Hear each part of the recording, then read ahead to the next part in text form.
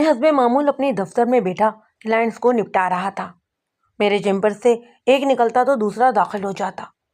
میں عدالتی بیکھیڑوں سے فارغ ہونے کے بعد لنچ کرتا تھا اور اس کے بعد اپنے دفتر میں آ کر بیٹھ جاتا، جو سٹی کورٹ کے نزدیکی ایک ملٹی اسٹوری بلڈنگ میں واقع تھا۔ اس بلڈنگ میں زیادہ تر وکلا ہی کے دفاتر ہیں۔ میں عموماً رات 9 بجے آفس سے اٹھ جایا کرتا ہوں، لیکن اس روز کلائنٹس نے کچھ ایسی یلغار کی کہ یوں محسوس ہوتا تھا کہ آج کی رات یہیں پر گزر جائے گی۔ لگ بھگ 8:30 بجے میں نے اپنی سیکرٹری کو انٹر کام کیا۔ ہیلو آمنہ، لابی کی صورتحال کیا ہے؟ میں نے حال ہی میں آمنہ کو اپائنٹمنٹ کیا تھا۔ لابی سے مراد میرے آفس کا وہ حصہ تھا جہاں کلائنٹس بیٹھ کر اپنی باری کا انتظار کرتے ہیں۔ آمنہ نے بتایا، سر 5 میل اور ایک فیمیل موجود ہے۔ میں نے سکھ کی سانس لیتے ہوئے ریسیور ریڈل پر رکھ دیا۔ 5 اور ایک 6۔ کلائنٹس کو نپٹانے میں بھی کم از کم 1 گھنٹہ تو لگنا ہی تھا، لہٰذا یہ بات طے تھی کہ آج آدھے پونے گھنٹے کی تاخیر تو ہو ہی جائے گی۔ میں اللہ کا نام لے کر شروع ہو گیا۔ میرے چیمبر میں سب سے آخر میں جو کلائنٹ داخل ہوا وہ فیمیل تھی، جس کے بارے میں مجھے آمنہ بتا چکی تھی۔ میں نے پیشہ ورانہ مسکراہٹ سے اس خاتون کا استقبال کیا اور اسے بیٹھنے کے لیے کہا۔ وہ شکریہ ادا کرتے ہوئے کرسی کھینچ کر بیٹھ گئی۔ اس نے رسمی سلام دعا کے دوران میں مجھے اپنا نام سلطانہ بتایا۔ وہ ایک پرکشش اور خوش شکل عورت تھی۔ اس کی عمر کا اندازہ میں نے 30 کے آس پاس قائم کیا، جو بعد ازاں درست نکلا۔ وہ زندگی کی 42 بہاریں دیکھ چکی تھی۔ میں نے سلطانہ کی طرف دیکھتے ہوئے نہایت ہی شائستہ انداز میں پوچھا، فرمائیے میں آپ کی کیا خدمت کر سکتا ہوں؟ آپ ایک وکیل کی حیثیت سے دفتر کھولے بیٹھے ہیں، وہ گہری سنجیدگی سے بولی، اور مجھے قانونی مدد کی ضرورت ہے۔ میں آپ کے تعاون سے ایک کیس دائر کروانا چاہتی ہوں، اسی لیے حاضر ہوئی ہوں۔ میں سیدھا ہو کر بیٹھ گیا اور سوالیہ انداز میں سلطانہ کو دیکھتے ہوئے پوچھا، نوعیت کس کیس کی نوعیت کیا ہے؟ بات ختم کرتی میں نے کاغذ قلم بھی سنبھال لیا تھا۔ سلطانہ نے بس ستر سنجیدہ لہجے میں جواب دیا، نوعیت ہے چھٹکارا۔ آپ عدالت کے ذریعے کس غم سے چھٹکارا حاصل کرنا چاہتی ہیں؟ اس غم کا نام ہے رئیس شاہ، وہ ٹھہرے ہوئے انداز میں بولی۔ اس کا نقطہ نظر بڑی حد تک میری سمجھ میں آ گیا، لیکن پھر بھی تصدیق کی خاطر میں نے غالباً پوچھنا ضروری جانا، رئیس شاہ یہ آپ کے شوہر کا نام ہے؟ بالکل درست جگہ پر پہنچے ہیں آپ، وہاں میں گردن ہلاتے ہوئے بولی۔ اس سے یہ بھی ظاہر ہوتا ہے کہ آپ ایک قابل اور دور اندیش وکیل ہیں۔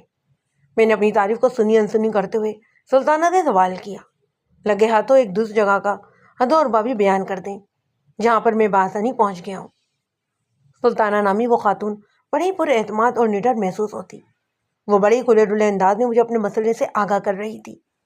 میرے سوال کے جواب میں وہ گہری سنجیدگی سے بولی، نام تو میں آپ کو بتا ہی چکی ہوں، ہماری شادی کو صرف 2 سال ہوئے ہیں۔ رئیس شاہ ایک نجومی ہے، زائجہ وغیرہ بنا کر لوگوں کی قسمت کا حال بتاتا ہے۔ اس کے علاوہ وہ قیمتی پتھروں کا کاروبار بھی کرتا ہے۔ کسی وقت اس نے نجوم کی دکان ناظم آباد میں سجا رکھی تھی۔ اس کی رہائش یوپی موڑ پر تھی۔ ان دنوں ہم نارتھ ناظم آباد میں رہتے تھے، پھر ہماری شادی ہو گئی۔ شادی کے بعد ہم لوگ گلشن اقبال کے ایک پوش بلاک میں شفٹ ہو گئے۔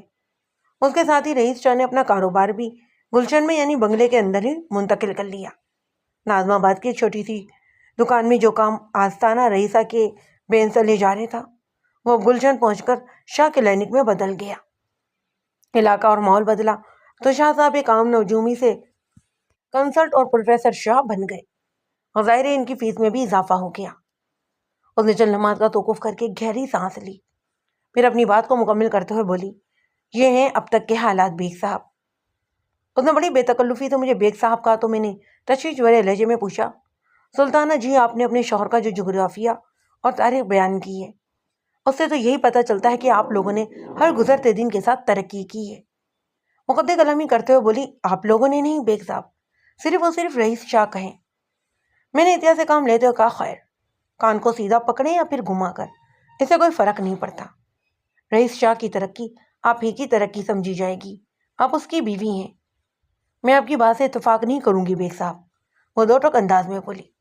اگر رئیس شاہ کی ترقی میری ترقی ہوتی تو پھر مجھے اسے نجات حاصل کرنے کے لیے آپ کے پاس آنے کی ضرورت پیش نہ آتی۔ میرا خیال ہے جب تک میں آپ کو رئیس شاہ کی عیاری اور مکاری کی کہانی نہیں سناؤں گی نا، آپ میرے اس مسئلے کو سمجھ ہی نہیں سکیں گے۔ میں نے گہری سانس لی اور ٹھہرے ہوئے لہجے میں کہا، میں پوری توجہ سے سن رہا ہوں، آپ اپنی کہانی شروع کریں۔ مجھے دیر تو ہو ہی چکی تھی، تھوڑا وقت سلطانہ کو مزید دے دیتا تو مجھ سے کوئی خاص فرق نہ پڑتا۔ جب تک میں اس کی کہانی نہ سنتا کیس واضح ہو ہی نہیں سکتا تھا۔ اس روز سلطانہ نامی اس خوبصورت عورت کی زبانی ان میاں بیوی کے جو حالات میرے علم میں آئے، میں ان کا خلاصہ آپ کی خدمت میں پیش کیے دیتا ہوں تاکہ آپ اس کیس کے پس منظر سے اچھی طرح آگاہ ہو جائیں۔ میں نے اس کہانی میں سے غیر ضروری باتوں کو دانستہ نکال دیا ہے اور بہت سی باتیں اس لیے بھی چھپا لی کہ ان کا انکشاف مناسب موقع پر ہی کیا جائے گا۔ رئیس شاہ کی عمر اس وقت لگ بھگ 50 سال ہوگی۔ وہ مناسب صحت اور متناسب بدن کا مالک ایک شاطر انسان تھا۔ سلطانہ سے شادی سے قبل وہ یو پی موڑ نیو کراچی میں رہائش پذیر تھا۔ اس نے کسی زمانے میں شادی بھی کی تھی، لیکن پہلی بیوی سلمہ سے اس کی کبھی نہیں بنی۔ وہ جتنا عرصہ میاں بیوی کی حیثیت سے ایک چھت کے نیچے رہے، صبح شام ان کے درمیان لڑائی جھگڑا ہی ہوتا۔ اس دوران میں ان کی ایک بیٹی بھی پیدا ہو گئی۔ رئیس شاہ ان دنوں باقاعدہ کوئی کام نہیں کرتا تھا۔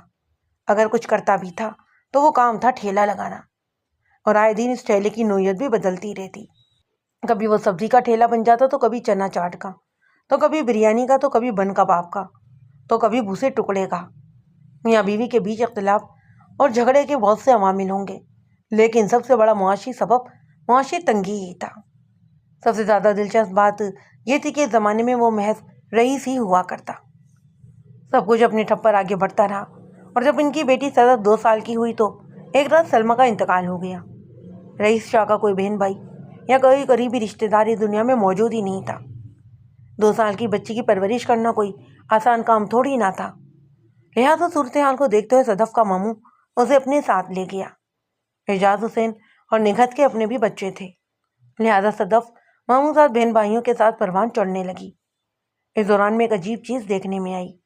ابتدا میں تو دنیا دکھاوے کے لیے رئیس شاہ اپنی بچی سے ملنے اعجاز حسین کے گھر جاتا رہا، پھر اس نے رخ پہن لیا۔ صدف کی جانب سے اس کی یہ بے اعتنائی عام لوگوں کی سمجھ میں نہیں آتی تھی، مگر اعجاز حسین اور اس کی بیوی نگہت رئیس شاہ کے ذہن میں کلبلانے والے شک کے کیڑے سے بخوبی آگاہ تھے، اور انہوں نے اس کی بے مروتی کا کوئی بھی خاص نوٹس نہیں لیا۔ واضح رہے کہ رئیس شاہ کا شک سلمہ کے کردار کے حوالے سے تھا۔ اس نے صدف کو اپنی اولاد کبھی تسلیم ہی نہیں کیا تھا۔ میاں بیوی کے مائبین ہونے والے آئے روز کے فساد کی ایک نمایاں وجہ یہ بھی تھی کہ وہ سلمہ کے کردار کے حوالے سے مطمئن نہیں تھا۔ بہرحال رئیس شاہ نے صدف کی جانب سے مکمل لا تعلقی اختیار کر لی۔ پھر کچھ عرصے کے لیے وہ یو پی موڑ کے منظر سے بھی غائب ہو گیا۔ 3 ماہ کے بعد اس کی واپسی ہوئی۔ لوگوں نے دیکھا کہ اب تو اس کی دنیا ہی بدل گئی تھی۔ وہ اب پہلے والا رئیس نہیں رہا تھا، بلکہ رئیس شاہ بن گیا تھا۔ اس نے داڑھی بھی رکھ چھوڑی تھی اور رکھ رکھاؤ میں بھی بڑا ہی سنجیدہ پن آ گیا۔ یہ بھی پتہ چلا کہ وہ اب ٹھیلا نہیں لگاتا، بلکہ محنت مزدوری والا کوئی کام ہی نہیں کرتا، کیونکہ وہ عامل کامل اور نجومی وغیرہ بن چکا تھا۔ یہ 3 ماہ اس نے شیخو پوروں میں گزارے تھے، اور وہاں کسی پہنچے ہوئے بابا سے اس نے عملیات اور نجوم کے بارے میں بہت کچھ سیکھا تھا۔ اور اس قسم کے تنہا لوگ عموماً اپنی اقامت گاہی میں نشست گاہ کا بندوبست کرتے ہیں، لیکن رئیس شاہ نے ذرا مختلف انداز میں اپنی پریکٹس کا آغاز کیا۔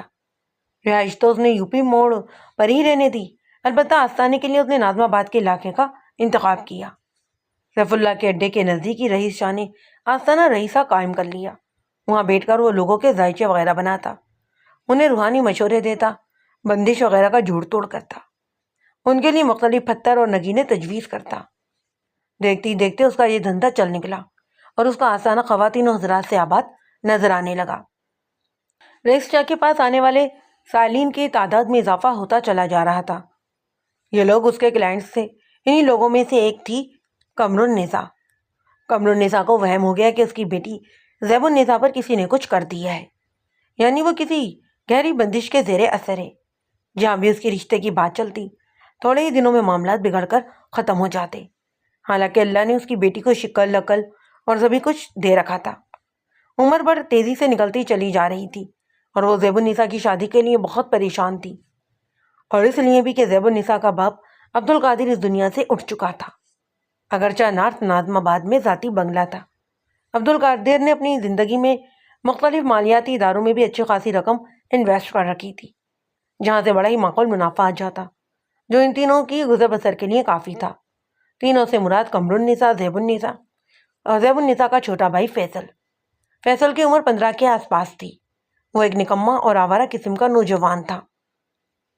قمرالنساء نے اپنی کسی جاننے والی سے رئیس شاہ کی شہرت سنی تو ایک روز وہ فیصل کے ساتھ آستانہ رئیسہ پر پہنچ گئی۔ رئیس شاہ اپنے پاس آنے والوں کا بہور جائزہ لیتے ہوئے ابتدائی چند سوالات میں ہی ان کے بارے میں اچھی خاصی معلومات حاصل کر لیا کرتا۔ بہرحال یہ رئیس شاہ کی چالاکی تھی یا پھر اس کا طریقہ واردات، تاہم وہی سنر میں بہت ہی زیادہ طاقت تھا۔ قمر کے ساتھ ہی اس نے یہی حربہ آزمایا اور آخر میں کہا، جی خاتون بتائیے میں اب آپ کے لیے کر کیا سکتا ہوں؟ میں اپنی بیٹی زیب النساء کے سلسلے میں حاضر ہوئی ہوں، قمرالنساء نے دھیمی آواز میں کہا، پھر اپنا مسئلہ بھی بیان کر دیا۔ رئیس شاہ نے بڑی توجہ سے اس کی بات سنی اور گمبھیر لہجے میں کہا، لڑکی کا ذائچہ بنانا پڑے گا۔ ذائچہ بنائیں جی یا کوئی تعویذ وغیرہ دیں؟ قمرالنساء نے عقیدت بھرے لہجے میں کہا، بس میرا کام ہو جانا چاہیے۔ جب آپ میرے آستانے تک آئی گئی ہیں تو سمجھیے کہ کام تو 100% ہو ہی گیا ہے۔ رئیس شاہ نے اس کی آنکھوں میں دیکھتے ہوئے کہا، تعویذ یا علاج معالجے کی باری تو بعد میں آئے گی، پہلے ذائچہ بنا کر یہ تو دیکھ لوں کہ لڑکی کے ساتھ مسئلہ کیا ہے۔ ذائچے کی تیاری کے لیے مجھے آپ چند چیزیں فراہم کریں گی۔ کون سی چند چیزیں؟ وہ ٹھہرے ہوئے لہجے میں بولا، مثلاً زیب کی تاریخ پیدائش، اس وقت پیدائش اور مقام پیدائش۔ مقام پیدائش سے میری مراد ہے پیدائش کا ضلع وغیرہ، اور وہ علاقہ جہاں آپ کی یہ صاحبزادی پیدا ہوئی تھی۔ قمرالنساء نے شاہ جی کو معلومات فراہم کر دی۔ رئیس شاہ نے مختلف اضافات کے بعد کاغذ پر ایک چوکور سا ڈبہ بنایا، پھر اس کے اندر عمودی، افقی اور ترچھی لائنیں کھینچ کر چند تکونے مربع واضح کیے۔ ان خانوں میں اس نے ستاروں اور سیاروں کی الٹی سیدھی چالیں بھی درج کیں۔ پھر چند منٹ کے غور و فکر کے بعد وہ بڑے ہی تشویش بھرے انداز میں بولا، آپ کے صاحبزادی تو سارستی میں پھنسی ہوئی ہے۔ سارستی؟ یہ کیا بلا ہے شاہ جی؟ قمرالنساء نے تاج و خیر نظر سے شاہ جی کو دیکھتے ہوئے پوچھا تھا۔ وہ مدبرانہ انداز میں بولا، بالکل درست فرما رہی ہیں آپ، سارستی خوفناک بلا ہی کی طرح ہوتی ہے، اسے نحوست سے بھی تعمیل کیا جاتا ہے۔ ہاں میں نے زحل کا نام سن رکھا ہے، یہ بہت ہی مشکل اور سخت سیارہ ہے۔ رئیس شاہ نے ٹھہرے ہوئے لہجے میں کہا، یہ اپنے مخصوص دور میں انسان پر جو سختی اور پریشانی لاتا ہے اس میں بندہ بے بس اور مجبور ہو کر رہ جاتا ہے۔ یہ بندش اور نحوست کیسے ختم ہوگی شاہ جی؟ وہ گھبرائے ہوئے لہجے میں بولی۔ وہ سینے کو پھلاتے ہوئے بولا، ہم کس لیے آستانہ کھول کر بیٹھے ہیں؟ ہم آپ کی صاحبزادی کی اور آپ کی مشکل کو حل کر دیں گے۔ اس کے لیے مجھے کیا کرنا ہوگا؟ آپ کو بس ہماری ہدایت پر عمل کرنا ہوگا۔ وہ بڑی فرمانبرداری سے بولی، جو حکم ہو شاہ جی۔ رئیس شاہ کو حکم دینے کے بجائے زیب کے ذائچے میں غرق ہو گیا۔ چند لمحات کی سوچ بچار کے بعد اس نے گمبھیر انداز میں کہا، آپ کی صاحبزادی جیسا کہ میں نے بتایا ہے پیدائشی طور پر سارستی کا شکار ہے، اور آج کل یہ منحوس ذیل اس کے ساتھ گھر سے گزر رہا ہے جو شراکت داری سے منسوب ہے، بزنس پارٹنرشپ، لائف پارٹنرشپ وغیرہ۔ جب اس کی شادی کے سلسلے میں رکاوٹیں اور پریشانیاں آ رہی ہیں۔ بہرحال آپ کو فکر مند ہونے کی کوئی ضرورت ہی نہیں، میں ذیل کی نحوست کاٹنے والی لو آپ کو دوں گا جو آپ کی صاحبزادی کو اپنے پاس رکھنا ہوگی۔ اس کے علاوہ اسے ایک پتھر بھی پہننا ہوگا، بس پھر کمال دیکھیے، سب کچھ ٹھیک ہو جائے گا۔ قمرالنساء نے گہری سانس لی، پھر دہشت کنانہ انداز میں بولی، آپ نے تو میرا مسئلہ ہی حل کر دیا شاہ جی۔ شاہ جی نے لوہے زمل قمر کے حوالے کی اور پوچھا، نگینہ آپ مجھ سے لیں گی یا پھر لکھ دوں؟ آپ کسی جوہری سے خرید کر چاندی کی انگوٹھی میں جڑوا کر اپنی بیٹی کو پہنا دیجیے گا۔ قمرالنساء نے سادہ سے لہجے میں کہا، اگر آپ کے پاس ہے تو آپ ہی دے دیں، میں کہاں مارکیٹ میں ڈھونڈتی پھروں گی، پھر مجھے پتھر وغیرہ کی پہچان بھی نہیں۔ وہ تائیدی انداز میں گردن کو ہلاتے ہوئے بولا، یہ تو آپ بالکل ٹھیک کہہ رہی ہیں، جواہرات کی مارکیٹ میں ایک سے بڑھ کر ایک فنکار بیٹھا ہوا ہے۔ میرے عقیدت مندوں میں 2-3 ایسے افراد کاروباری کرتے ہیں جو Thai land, Burma, Sri Lanka وغیرہ جاتے رہتے ہیں۔ میں ان سے نگینے منگوا لیتا ہوں، یہ اوپن مارکیٹ کی بنسبت مجھے سستے بھی پڑتے ہیں، اور اس بات کا بھی اطمینان ہوتا ہے کہ مال کھرا ہے۔ قمرالنساء شاہ جی کی اس تقدیر دل پذیر سے بہت متاثر ہوئی اور پرس کھولتے ہوئے احترام بھرے لہجے میں بولی، شاہ جی میں پیش کیا کروں؟ رئیس شاہ جی نے قمرالنساء کی پیشکش کے جواب میں حساب جوڑا، ذائچے کی فیس، لوہے زر اور نگینہ انگوٹھی سمیت کل ملا کر آپ 5000 ادا کر دیں۔ اس زمانے میں 5000 کی رقم کوئی معنی رکھتی تھی۔ قمرالنساء سوچ میں پڑ گئی۔ شاہ جی نے اس کے الجھن کے پیش نظر نفسیاتی حربہ آزمایا اور قمر سے پوچھا، کیا میں نے زیادہ پیسے بتا دی ہیں؟ قمرالنساء میں نفی میں گردن ہلائی، بات یہ نہیں ہے شاہ جی، پھر آپ کے چہرے پر پریشانی اور الجھن کیوں نمودار ہوئی ہے؟ رئیس شاہ نے قدر شکی انداز میں کہا۔ 300 روپے تو میں ذائشے کی فیس لیتا ہوں۔ لوہے رد نسوت ذیل کی قیمت 500 لگائیے۔ 4 قرات کا نیلم میں 4000 میں آپ کو دے رہا ہوں۔ 200 چاندی کی انگوٹھی کے لگائیں۔ اور ایک خاص بات بتاؤں میں آپ کو۔ اس نے ڈرامائی انداز میں توقف کیا، پھر اپنی بات کو مکمل کرتے ہوئے گہری سنجیدگی سے بولا، جو نیلم میں آپ کو دوں گا اس کا رنگ مور کی گردن جیسا نیلا ہے اور دانہ بھی بالکل شفاف ہوگا۔ نیلم کی یہ قسم سب سے زیادہ قیمتی اور نایاب سمجھی جاتی ہے۔ بازار میں اس کی قیمت 2-2.5 روپے رات سے شروع ہو کر 10,000 روپے قرات تک جاتی ہے۔ اور جہاں تک لوہ کا تعلق ہے تو وہ ایک مرتبہ پھر ٹھہرا اور زیر لب مسکراتے ہوئے بولا، خاتون، آپ کو یہ سن کر بڑی حیرت ہوگی کہ یہ لوہ بنانے کے لیے برسوں موقع کا انتظار کرنا پڑتا ہے۔ ذہل کو جب شرف ہوتا ہے یا جب یہ اوش پر ہوتا ہے تو مخصوص تاریخوں کے مقررہ اوقات میں یہ لوہ بڑی احتیاط سے تیار کی جاتی ہے۔ اس کے خاموش ہونے پر قمر النساء نے وضاحتی انداز میں کہا، شاہ جی، مجھے آپ پر مکمل بھروسہ ہے، آپ مجھے غلط نہ سمجھیں۔ جب مجھ پر بھروسہ ہے تو پھر ہچکچاہٹ کیسی؟ وہ دراصل میں اس لیے گڑبڑا گئی تھی کہ اس وقت میرے پرس میں کوئی 3000 روپے ہیں، تو اس میں پریشانی والی کون سی بات ہے؟ ایسے موقع پر رئیس شاہ بڑی خوبصورتی سے کھیلتا تھا، ادھار کرنا تو اس نے سیکھا ہی نہیں تھا۔ ٹھہرے ہوئے لہجے میں اس نے کہا، انگوٹھی کی تیاری میں تو ویسے بھی 2-3 دن لگ ہی جائیں گے، ابھی آپ لوہے زل لے جائیں اور انگوٹھی کا سائز دے جائیں، جب آپ دوبارہ آئیں گی تو باقی کی رقم ادا کر کے نیلم کی انگوٹھی کو لے جائیے گا۔ شکریہ شاہ جی، آپ نے تو میرے ذہن کا بوجھ ہی ہلکا کر دیا۔ رئیس شاہ نے زبان سے کچھ نہ کہا بلکہ یک ٹک حریصانہ نظر سے قمر کے پرس کو تکتا چلا گیا۔ قمر النساء نے 3000 کے نوٹ گر کر اس کی جانب بڑھا دیے۔ شاہ جی نے رقم وصول کرتے ہوئے رسماً پوچھ لیا، واپسی کا تو کرایہ ہے نا آپ کے پاس؟ چاہے تو ان میں سے کچھ رکھ لیں، جب دوبارہ آئیں گی تو آپ دے دیجئے گا۔ میرے پرس میں 300-400 روپے ہیں، قمر نے جواب دیا۔ پریشانی والی کوئی بات نہیں شاہ جی، آپ ذرا میرے بیٹے کا بھی تو حساب لگائیں۔ اس کا اشارہ ساتھ آئے ہوئے فیصل کی طرف تھا۔ برخودار کا حساب میں لگا چکا ہوں، رئیس شاہ نے ٹھوس انداز میں کہا۔ وہ سوالیہ نظر سے شاہ جی کو تکنے لگی۔ جب یہ نوجوان میرے آستانے میں داخل ہوا تھا تو اس پر پڑنے والی پہلی نظر سے میں نے اندازہ لگا لیا تھا کہ یہ سحری اثرات میں گرفتار ہے۔ آپ بالکل ٹھیک کہہ رہے ہیں شاہ جی، وہ پرزور تائید کرتے ہوئے بولی۔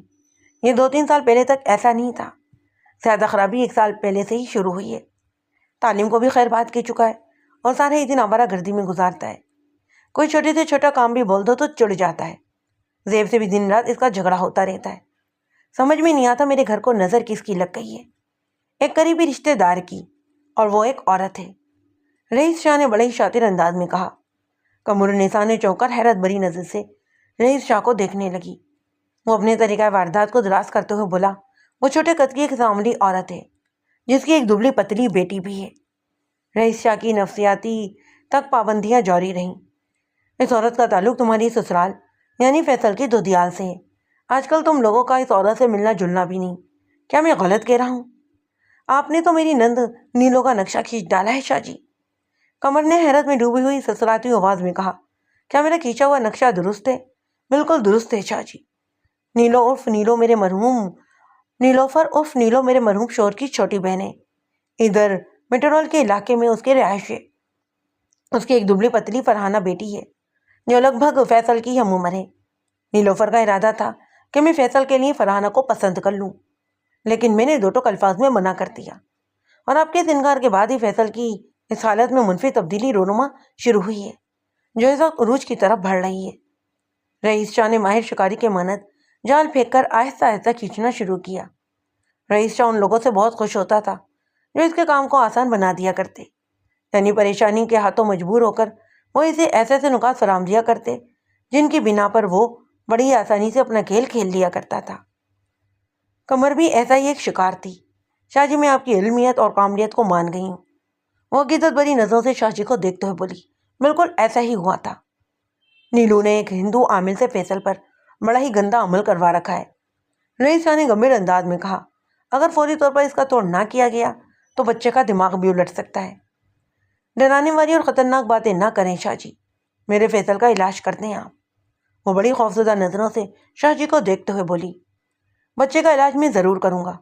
وہ ٹھہرے ہوئے لہجے میں بولا، اس کے لیے جلی پر زعفران سے 7 فلتے تیار کرنے ہوں گے جو نام باجمہ والدہ کے حساب سے بنائے جاتے ہیں۔ آپ 3 دن کے بعد جب انگوٹھی میرے پاس لینے آئیں گی تو آپ کو یہ فلیتے تیار ملیں گے۔ آپ اپنے بچے کی طرف سے بالکل بے فکر ہو جائیں۔ میرے دیے ہوئے فلیتوں کے اثر سے نہ صرف یہ کہ فیصل کے اوپر سے سفری اثرات جاتے رہیں گے بلکہ آئندہ کے لیے بھی بچہ گندے عمل سے محفوظ ہو جائے گا۔ آپ کا بہت بہت شکریہ شاہ جی، وہ جذبات سے مغلوب آواز میں بولی۔ پھر پوچھا، ان فلتوں کا ہدیہ کیا ہوگا؟ 7 فلیتے 700 روپے، لیکن آپ پیسوں کے لیے پریشان نہ ہوں، جب آپ کا بچہ ٹھیک ہو جائے گا تو آپ دے دیجیے گا۔ قمرالنساء نے رئیس شاہ کا شکریہ ادا کیا اور پھر سلام کر کے آستانے سے نکل آئی۔ قارئین کی دلچسپی اور بھلائی کے لیے یہاں میں ایک اہم راز سے پردہ اٹھانا بھی ضروری سمجھتا ہوں۔ رئیس شاہ کے پاس ہر رنگ و نسل کے پتھر اور نگینے تو موجود تھے، لیکن ان میں قیمتی جواہرات مثلا نیلم، زمرد، پیگراج، ہیرا، یاقوت، گارنٹ وغیرہ اصلی نہیں تھے، بلکہ یہ نگینے اس نے خود تیار کیے تھے۔ نگینوں کو رنگ کر مصنوعی جواہر تیار کرنے کا قدیم طریقہ موجود ہے۔ موجودہ زمانے میں یہی کام مختلف کیمیکلز کی مدد سے کیا جاتا رہا ہے۔ اس وقت امیٹیشن اسٹون انڈسٹری اپنے عروج پر ہے کہ بعض اوقات تجربہ کار جوہری بھی سر پکڑ کر بیٹھ جاتے ہیں۔ 3 روز کے بعد قمرالنساء دوبارہ آستانِ رئیسہ پر پہنچی۔ اس بار وہ اپنی بیٹی زیب النساء کو بھی اپنے ساتھ لے کر آئی۔ یہیں سے کہانی میں ایک سنسنی خیز موڑ آیا۔ زیب النساء کی عمر 40 کے قریب تھی، لیکن دیکھنے میں وہ 30 سے زیادہ کی نظر نہیں آتی تھی۔ اس پر زیب کی دلکشی اور رانائی نے رئیس شاہ کا 15واں طبق بھی روشن کر دیا۔ وہ زیب کو دیکھتے ہی اس پر ریچھ گیا۔ زیب کے صاف و شفاف سراپا اور خد و خال کی خوبصورتی نے شاہ جی کے دل و دماغ میں ہلچل سی مچا دی۔ اس اندرونی طوفان میں صرف ایک ہی سطح بلند ہو رہی تھی جو اس کے دل و دماغ پر مسلسل ہتھوڑا برسا رہی تھی۔ مجھے زیب النساء کی ضرورت ہے، میں اسے ہر قیمت پر حاصل کر کے ہی رہوں گا، وغیرہ وغیرہ۔ اس روز رئیس شاہ بڑی خاص انداز میں اس کے ساتھ پیش آیا۔ اس کی تمام تر توجہ زیب پر ہی مرکوز رہی۔ نیلم جڑی چاندی کی انگوٹھی زیب کی درمیانی انگلی میں پہنا دی گئی۔ فیصل کے لیے بھی تیار کردہ فلیتے قمرالنساء کے حوالے کر دیے گئے، جنہیں 9 چندی جمعرات سے شروع کر کے ہر جمعرات کو عصر اور مغرب کے درمیان جلا کر اس کی دھنی فیصل کو دینی تھی۔ انہیں رخصت کرتے وقت رئیس شاہ نے چند ایسے شوشے بھی چھوڑے کہ زیب کو ہفتے میں 1 آدھ بار اس کے آستانے پر حاضری دینا ہی دینا پڑے۔ قمر شاہ کی کاملیت پر ایمان لا چکی تھی، لہذا وہ بلا چوں چرا اس کی ہر ہدایت پر عمل کر رہی تھی۔ ایک طرح سے ان لوگوں کے درمیان اب فیملی ٹرمپس پیدا ہو گئے۔ رئیس شاہ نے قمرالنساء کے گھر میں سینت لگانے کے لیے ایسا طریقہ اختیار کیا کہ اس کے گھر پر بھی نادیدہ اثرات کا پتہ چلا لیا۔ یہ شاہ جی کی خوش قسمتی تھی یا پھر قمر کی بدقسمتی کہیں کہ اس دوران میں رئیس شاہ کے مشورے کے خاطر خواہ اثرات بھی مرتب ہونے لگے۔ فیصل کے جنون اور چڑچڑے پن میں نمایاں کمی واقع ہوئی اور 1-2 جگہوں پر زیب کے رشتے کی بات دوبارہ چل پڑی تھی، لیکن شاہ جی نے علم نجوم کی روشنی میں ان رشتوں کو زیب کے لیے نامناسب قرار دے کر مسترد کر دیا۔ قمر کے گھر کو نادیدہ اثرات سے پاک کرنے کے لیے شاہ جی نے ان کے گھر میں آمد و رفت بھی شروع کر دی۔ اس طرح اب اسے مزید زیب کے قریب رہنے کا موقع مل رہا تھا۔ قمر اس بات پر بڑا ہی فخر محسوس کر رہی تھی کہ جس شخص سے ملاقات کی خاطر لوگ اس کے آستانے پر قطار لگائے رہتے ہیں وہ خود چل کر ان کے گھر آتا ہے۔ نیت کا احوال تو صرف خدا کو ہی معلوم ہوتا ہے۔ قمر کے تو وہم و گمان میں بھی نہیں آ سکتا تاکہ شاہ جی تو اس کی خوبصورت بیٹی پر نیت لگائے رال ٹپکا رہا تھا۔ قمر کا تو یہی حال تھا کہ اگر رئیس شاہ رات کو دن اور دن کو رات کہے تو وہ ماننے کو تیار تھی۔ ذہین اور عقل مند خواتین کی بات میں نہیں کر رہا، تاہم یہ بات عموماً طور پر دیکھنے میں آئی ہے کہ مردوں کی بنسبت عورتیں زیادہ آسانی سے رئیس شاہ جیسے لوگوں کے چنگل میں پھنس جاتی ہیں۔ قمر اور فیصل اور زیب کو اپنے شیشے میں اتارنے کے لیے رئیس شاہ نے 6 ماہ صرف کیے اور پھر ایک روز اس نے اپنی دلی خواہش قمرالنساء کے حوالے کر دی۔ اس مشن میں قمر ہی اس کا خصوصی ٹارگٹ تھی۔ وہ اس بات کا قائل تھا کہ چور پر نہیں، چور کی ماں پر تباہ آزمائی زیادہ مؤثر ثابت ہوتی ہے، اور اس کا یہ فارمولہ 100% درست نکلا۔ رئیس شاہ اور زیب النساء کی شادی ہو گئی۔ شاہ جی کو لوگوں کے نام بدلنے کا بڑا ہی شوق تھا۔ وہ اپنے پاس آنے والے افراد میں سے اکثر کا نام تبدیل کرنے کا مشورہ دیتے۔ کسی کے نام کا عدد درست نہیں تو کوئی ستارے سے میچ نہیں کرتا۔ الغرض وہ لگ بھگ 25% کلائنٹس کو نام بدلنے پر زور دیتے تھے اور ان کے نام بھی تجویز کرتے۔ انہی 25% افراد میں زیب النساء بھی شامل تھی۔ شادی سے چند روز پہلے ہی رئیس شاہ نے اس کا نام سلطانہ رکھ دیا تھا۔ جی ہاں، وہی سلطانہ جو اس وقت میرے سامنے بیٹھی تھی۔ میں بڑی توجہ سے سلطانہ کو سن رہا تھا اور ضروری موقع پر اہم پوائنٹس بھی نوٹ کرتا چلا جا رہا تھا۔ چند لمحات تک وہ مجھے بڑی گہری نظر سے دیکھتی رہی، پھر ٹھہرے ہوئے لہجے میں بولی، بیگ صاحب، کسی انسان کی اصلیت اس وقت کھل کر آتی ہے جب براہ راست آپ کا اسے واسطہ پڑتا ہے، جب اسے پرکھنے کا اور برتنے کا موقع ملتا ہے۔ میں نے تائید انداز میں گردن ہلائی۔ ہاں، یہ تو آپ بالکل ٹھیک کہہ رہی ہیں۔ بزرگ بھی فرما گئے ہیں کہ اگر کسی کو آزمانا ہو تو اس کے ساتھ بیٹھ کر کھانا کھاؤ یا پھر اس کے ساتھ سفر کر کے دیکھو، اس سے معاملات کا تجربہ بھی کرو، یعنی اس کے ساتھ کے لین دین بھی کر کے دیکھو۔ چند ہی روز میں اس کی اصلیت کھل کر آ جائے گی۔ میں نے پچھلے 2 سالوں میں یہ تینوں ہی کام کر کے دیکھے۔ وہ تلخی سے بولی، ہر محاذ پر رئیس شاہ کو میں نے لالچی، گھٹیا، ظالم، سفاک اور دھوکے باز اور بے وفا پایا ہے۔ وہ اس قابل ہی نہیں کہ میں اب اس کے ساتھ مزید اپنی یہ زندگی گزار سکوں۔ سلطانہ اتنا کہہ کر خاموش ہوئی تو میں سوال نظر سے اسے دیکھتا چلا گیا۔ اصولی طور پر تو مجھے بہا کر رئیس شاہ کے گھر جانا چاہیے تھا، لیکن ہوا اس کے الٹ۔ وہ یو پی مال والے گھر کو چھوڑ کر اپنے 3 ڈبے کے ساتھ ہمارے بنگلے میں آ گیا۔ امی پوری طرح اس کی مٹھی میں تھیں، لہٰذا میں نے بھی نقطہ نظر نہیں اٹھایا۔ اور سچی بات تو یہ ہے کہ اس وقت تک میں رئیس شاہ کے خبیث باطن سے واقف بھی نہیں تھی۔ میں نے اسے دل و جان سے اپنا مجازی خدا مانا تھا۔ اس کی اصلیت تک پہنچنے کے لیے تو مجھے ایک عرصہ لگا ہے۔ اگرچہ یہ شادی امی کی وجہ بلکہ ان کی ہی مرضی اور منشا سے ہوئی تھی، لیکن میں انہیں بالکل دوش نہیں دوں گی، بلکہ اسے اپنی قسمت کا لکھا سمجھوں گی۔ امی اب بہت اچھی جگہ پر ہیں۔ پچھلے سال ان کا انتقال ہو چکا ہے۔ آخری جملہ ادا کرتے اس کی آواز بھر آ گئی۔ میرے منہ سے بے ساختہ نکلا، اوہ۔ ہمارے درمیان چند لمحات خاموشی کے ساتھ دبے پاؤں گزر گئے۔ بیگ صاحب، شادی کے کچھ ہی عرصے کے بعد اس شخص نے مجھ پر دباؤ ڈالنا شروع کر دیا کہ نارتھ ناظم آباد والا بنگلہ فروخت کر کے ہمیں گلشن اقبال شفٹ ہو جانا چاہیے۔ اس موقع پر میں نے کہا، شاہ جی، نارتھ ناظم آباد تو گلشن اقبال سے زیادہ قیمتی اور پر اثر علاقہ ہے۔ اگر آپ کی خواہش ہے کہ آستانے کو گھر میں شفٹ کیا جائے تو آپ اسی بنگلے میں لے کر آ جائیں۔ آپ کے پاس آنے والوں میں اکثریت ایسے افراد کی ہے جو ناظم آباد اور آس پاس کے علاقوں سے تعلق رکھتے ہیں۔ ان کے لیے گلشن کے بجائے یہاں زیادہ آسانی رہے گی۔ اس بنگلے کا سامنے والا پورشن خالی کر کے آپ کے آستانے کے لیے مخصوص کر دیتے ہیں۔ دراصل امی، اس آستانے والے لیبل سے چھٹکارا حاصل کرنا چاہتا ہوں۔ وہ سوچ میں ڈوبے ہوئے لہجے میں بولا، دنیا بدل رہی ہے، لوگوں کے رجحانات اب تبدیل ہو رہے ہیں، میں اس کام کو جدید بنیادوں پر آگے بڑھانا چاہتا ہوں۔ میں نے اترانے والے انداز میں کہا، یہ تو بڑی اچھی بات ہے۔ اچھی بات تو یقیناً ہے، کیونکہ یہ رئیس شاہ کا آئیڈیا ہے، لیکن میرے خیال میں تجربے کے لیے سب سے موزوں جگہ گلشن اقبال کا علاقہ ہے۔ میں نے ستاروں کی چال اور سیاروں کی ڈھال کا بڑی باریک بینی سے حساب کیا ہے اور گلشن اقبال کے طول و بلند کا جائزہ بھی لے رکھا ہے۔ مجھے یقین ہے کہ وہاں جاتے ہی میرے بزنس کو جنگی تیاری کے پر لگ جائیں گے۔ جب تک رئیس شاہ کی گفتگو میں ستارے، طیارے وغیرہ آتے تھے تو میں دانستہ خاموشی اختیار کر لیا کرتی۔ اس نوعیت کے تخصیل لفظ اور ان کے استعمال و افعال پر غور کرنے سے میرے سر میں درد ہونے لگتا تھا۔ چند روز کے بعد امی نے مجھے بتایا کہ ہم لوگ نارتھ ناظم آباد والا بنگلہ فروخت کر کے گلشن اقبال میں منتقل ہو رہے ہیں۔ رئیس شاہ نے اپنے مخصوص ہتھ کنڈے آزما کر امی کو اپنا ہم خیال بنا لیا تھا۔ وہ تو ویسے بھی شاہ جی سے بے حد متاثر اور مرعوب تھیں۔ پتہ نہیں رئیس نے انہیں کیا پٹی پڑائی کہ وہ جی جان سے اس کا ساتھ دینے کے لیے تیار ہو گئیں۔ وہ بنگلہ امی جی کے نام تھا، لہٰذا وہ اسے فروخت کرنے کا پورا حق رکھتی تھیں۔ لیکن اس موقع پر میں نے انہیں یہ مشورہ ضرور دیا، امی، میں آپ کو بنگلہ بیچنے سے تو نہیں روک سکتی، لیکن میرا ایک مشورہ ہے۔ انہوں نے گہری سنجیدگی سے کہا، ہاں بولو، کیا مشورہ ہے؟ جب آپ گلشن اقبال والا گھر خریدیں تو بھی وہ آپ ہی کے نام ہونا چاہیے۔ انہوں نے سوچتے ہوئے نظر سے مجھے دیکھا اور پوچھا، زیب، یہ بات تم کسی خاص سبب سے کہہ رہی ہو؟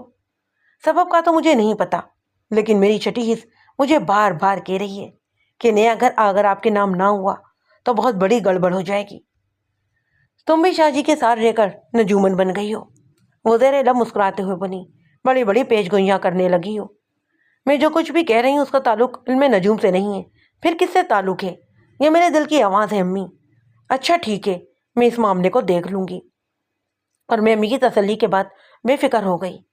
آئندہ ماہ نارتھ ناظم آباد والا بنگلہ بھی فروخت ہو گیا اور ہم گلشن اقبال کے نسبتاً بڑے بنگلے میں آ گئے۔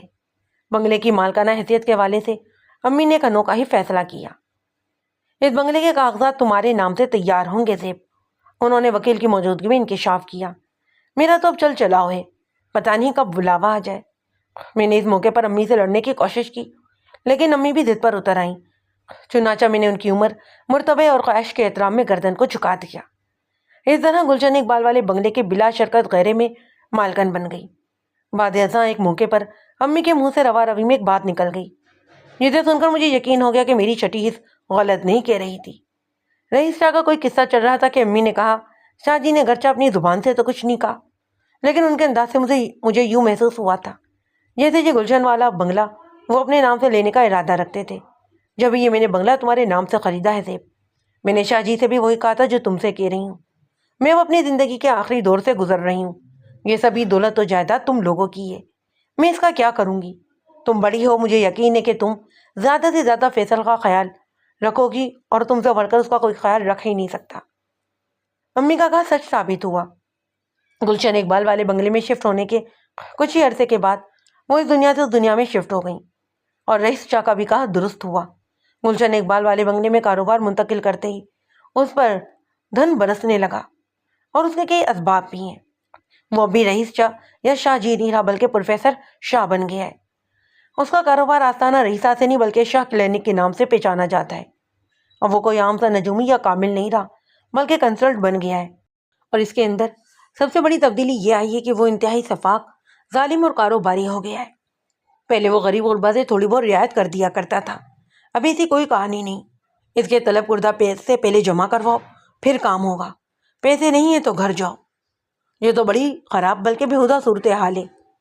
واحد کہیں بیگ صاحب، وہ اپنی بات کو آگے بڑھاتے ہوئے بولی، شاہ جی کے ظلم و ستم کی شرمناک داستان بیان کرنے لگی۔ میں نے خواہ اس سے چھٹکارا حاصل کرنے کا فیصلہ نہیں کیا۔ پچھلے 1 سال سے میں نے بڑے ہی عبرتناک نظارے دیکھے۔ دولت کی حوث اور عمارت کے لالچ نے رئیس شاہ کو بالکل اندھا کر دیا ہے۔ وہ دونوں ہی ہاتھوں سے اپنے کلائنٹس کو لوٹ رہا ہے۔ اپنے پاس آنے والی عورتوں کو وہ یہ بتاتا ہے کہ ان کے شوہر بے وفائی کر رہے ہیں، وہ انہیں نظر انداز کر کے دوسری عورتوں کے چکر میں پڑے ہوئے ہیں۔ پھر وہ عورتیں اپنی شوہروں کو رائے راست پر لانے کے لیے رئیس سے جادو وغیرہ کرواتی ہیں۔ اسی طرح وہ شوہروں کے ذہنوں میں بھی مختلف رنگ و نسل کے شک کے بیج بو دیتا ہے۔ کسی سے کہتا ہے کہ بیوی کا کردار ٹھیک نہیں، تو کسی کو یہ بتاتا ہے کہ اس کی بیوی نے اسے مٹھی میں رکھنے کے لیے کسی عامل سے الو کا گوشت دم کروا کے اسے کھلا دیا ہے۔ ساسوں کو بہووں کے خلاف اور بہووں کو ساسوں کے خلاف بھڑکاتا ہے۔ اس طرح اس کے نگینے دھڑا دھڑ بکتے بھی ہیں، اور دونوں ہی چیزوں میں اس کی بے ایمانی بھی عروج کی آخری منازل کو چھو رہی ہے۔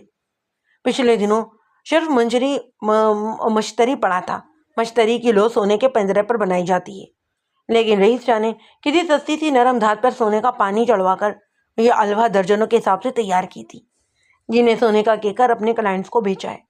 اس طرح وہ 20-30 ہزار روپے کے حساب سے خریدے ہوئے پتھروں کو 500 سے کم میں فروخت نہیں کر رہا۔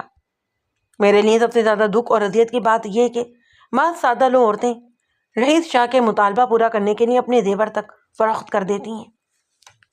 ان بیچاریوں کی یہی پہلی اور آخری تمنا ہوتی ہے کہ ان کے شوہر رائے راست پر آ جائیں۔ رئیس شاہ کسی انسان نما درندے سے کم نہیں ہے بیگ صاحب۔ میں نے کہا آپ تو واقعی بڑے ہی آزمائشی حالات سے گزر رہی ہیں، آپ کی روح ایک عذاب میں مبتلا ہے۔ بیگ صاحب یہ سب تو چل ہی رہا تھا، وہ بوجھل سانس لیتے ہوئے بولی، مگر پچھلے دنوں رئیس شاہ کی ایک ایسی حرکت میرے علم میں آئی ہے نا کہ میں نے باقاعدہ اس کی تصدیق کرنے کے بعد اب فیصلہ لیا ہے کہ مجھے پہلی فرصت میں رئیس شاہ کو اپنی زندگی سے نکال کر باہر پھینک دینا چاہیے۔ میں نے چونک کر اس کی طرف دیکھا اور پوچھا کون سی حرکت؟ رئیس شاہ دوسری شادی کی پلاننگ کر رہا ہے۔ میرے منہ سے بے ساختہ نکلا، کیا کوئی موٹی مرغی اس کے جال میں آ گئی ہے؟ بیگ صاحب کیا آپ بھی علم نجوم میں مہارت رکھتے ہیں؟ وہ حیرت بھرے لہجے میں بولی۔ میں نے الجھن بھرے انداز میں کہا نہیں، ایسی تو کوئی بات نہیں۔ پھر آپ کو موٹی مرغی کے بارے میں پتہ کیسے چلا؟ میں نے کہا بس میرا اندازہ سمجھ لیجئے، اور آپ کا اندازہ بڑا ہی زبردست ہے، وہ جوش بھرے انداز میں بتانے لگی۔ وہ مرغی جسامت میں تو بڑی ڈیشنگ اور اسمارٹ ہے، لیکن دولت کے لحاظ سے آپ اسے موٹا کہہ سکتے ہیں۔ میں نے دلچسپی لیتے ہوئے سوال کیا، اس مرغی کا کوئی نام تو ہوگا نا؟ نام تو اس کا پیدائشی مہجبیں تھا، سلطانہ نے زہریلے انداز میں بتایا، مگر یہ تجربے کی بات ہے کہ رئیس شاہ کے قریب آنے والے سب سے پہلے اپنے نام سے محروم ہو جاتے ہیں۔ اب وہ مہجبین روبی بن چکی ہے۔ رئیس نے اسے احساس دلایا کہ وہ ایک قیمتی یاقوت ہے، لہذا اس کا نام روبی ہونا چاہیے۔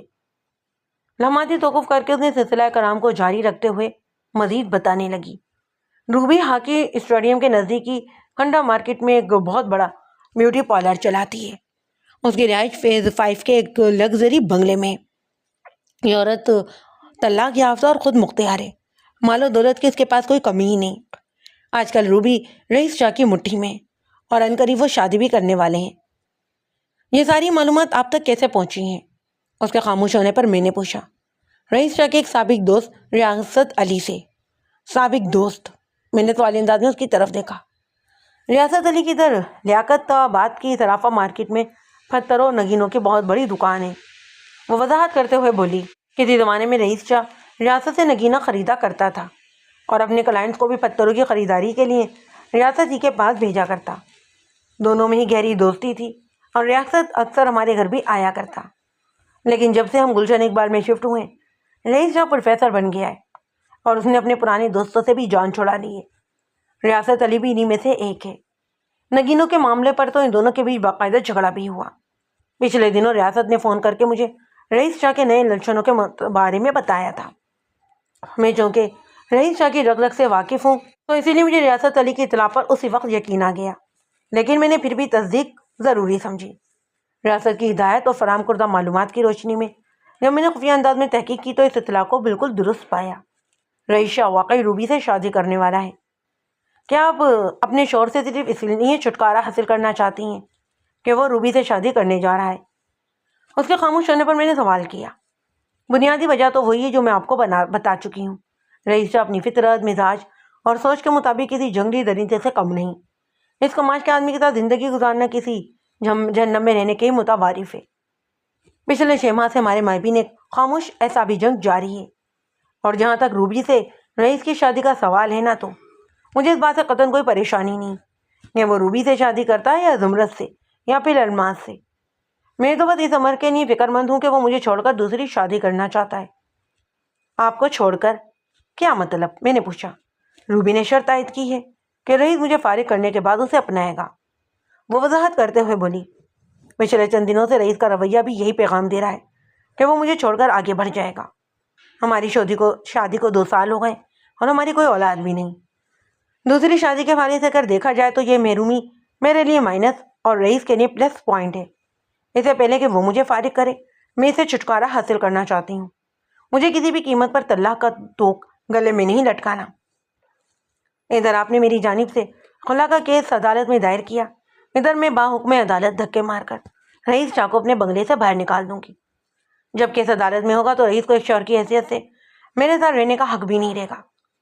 اب آپ پر یہ منحصر ہے کہ ان معاملات کا اتنا زبردست بندوبست کرتے ہیں۔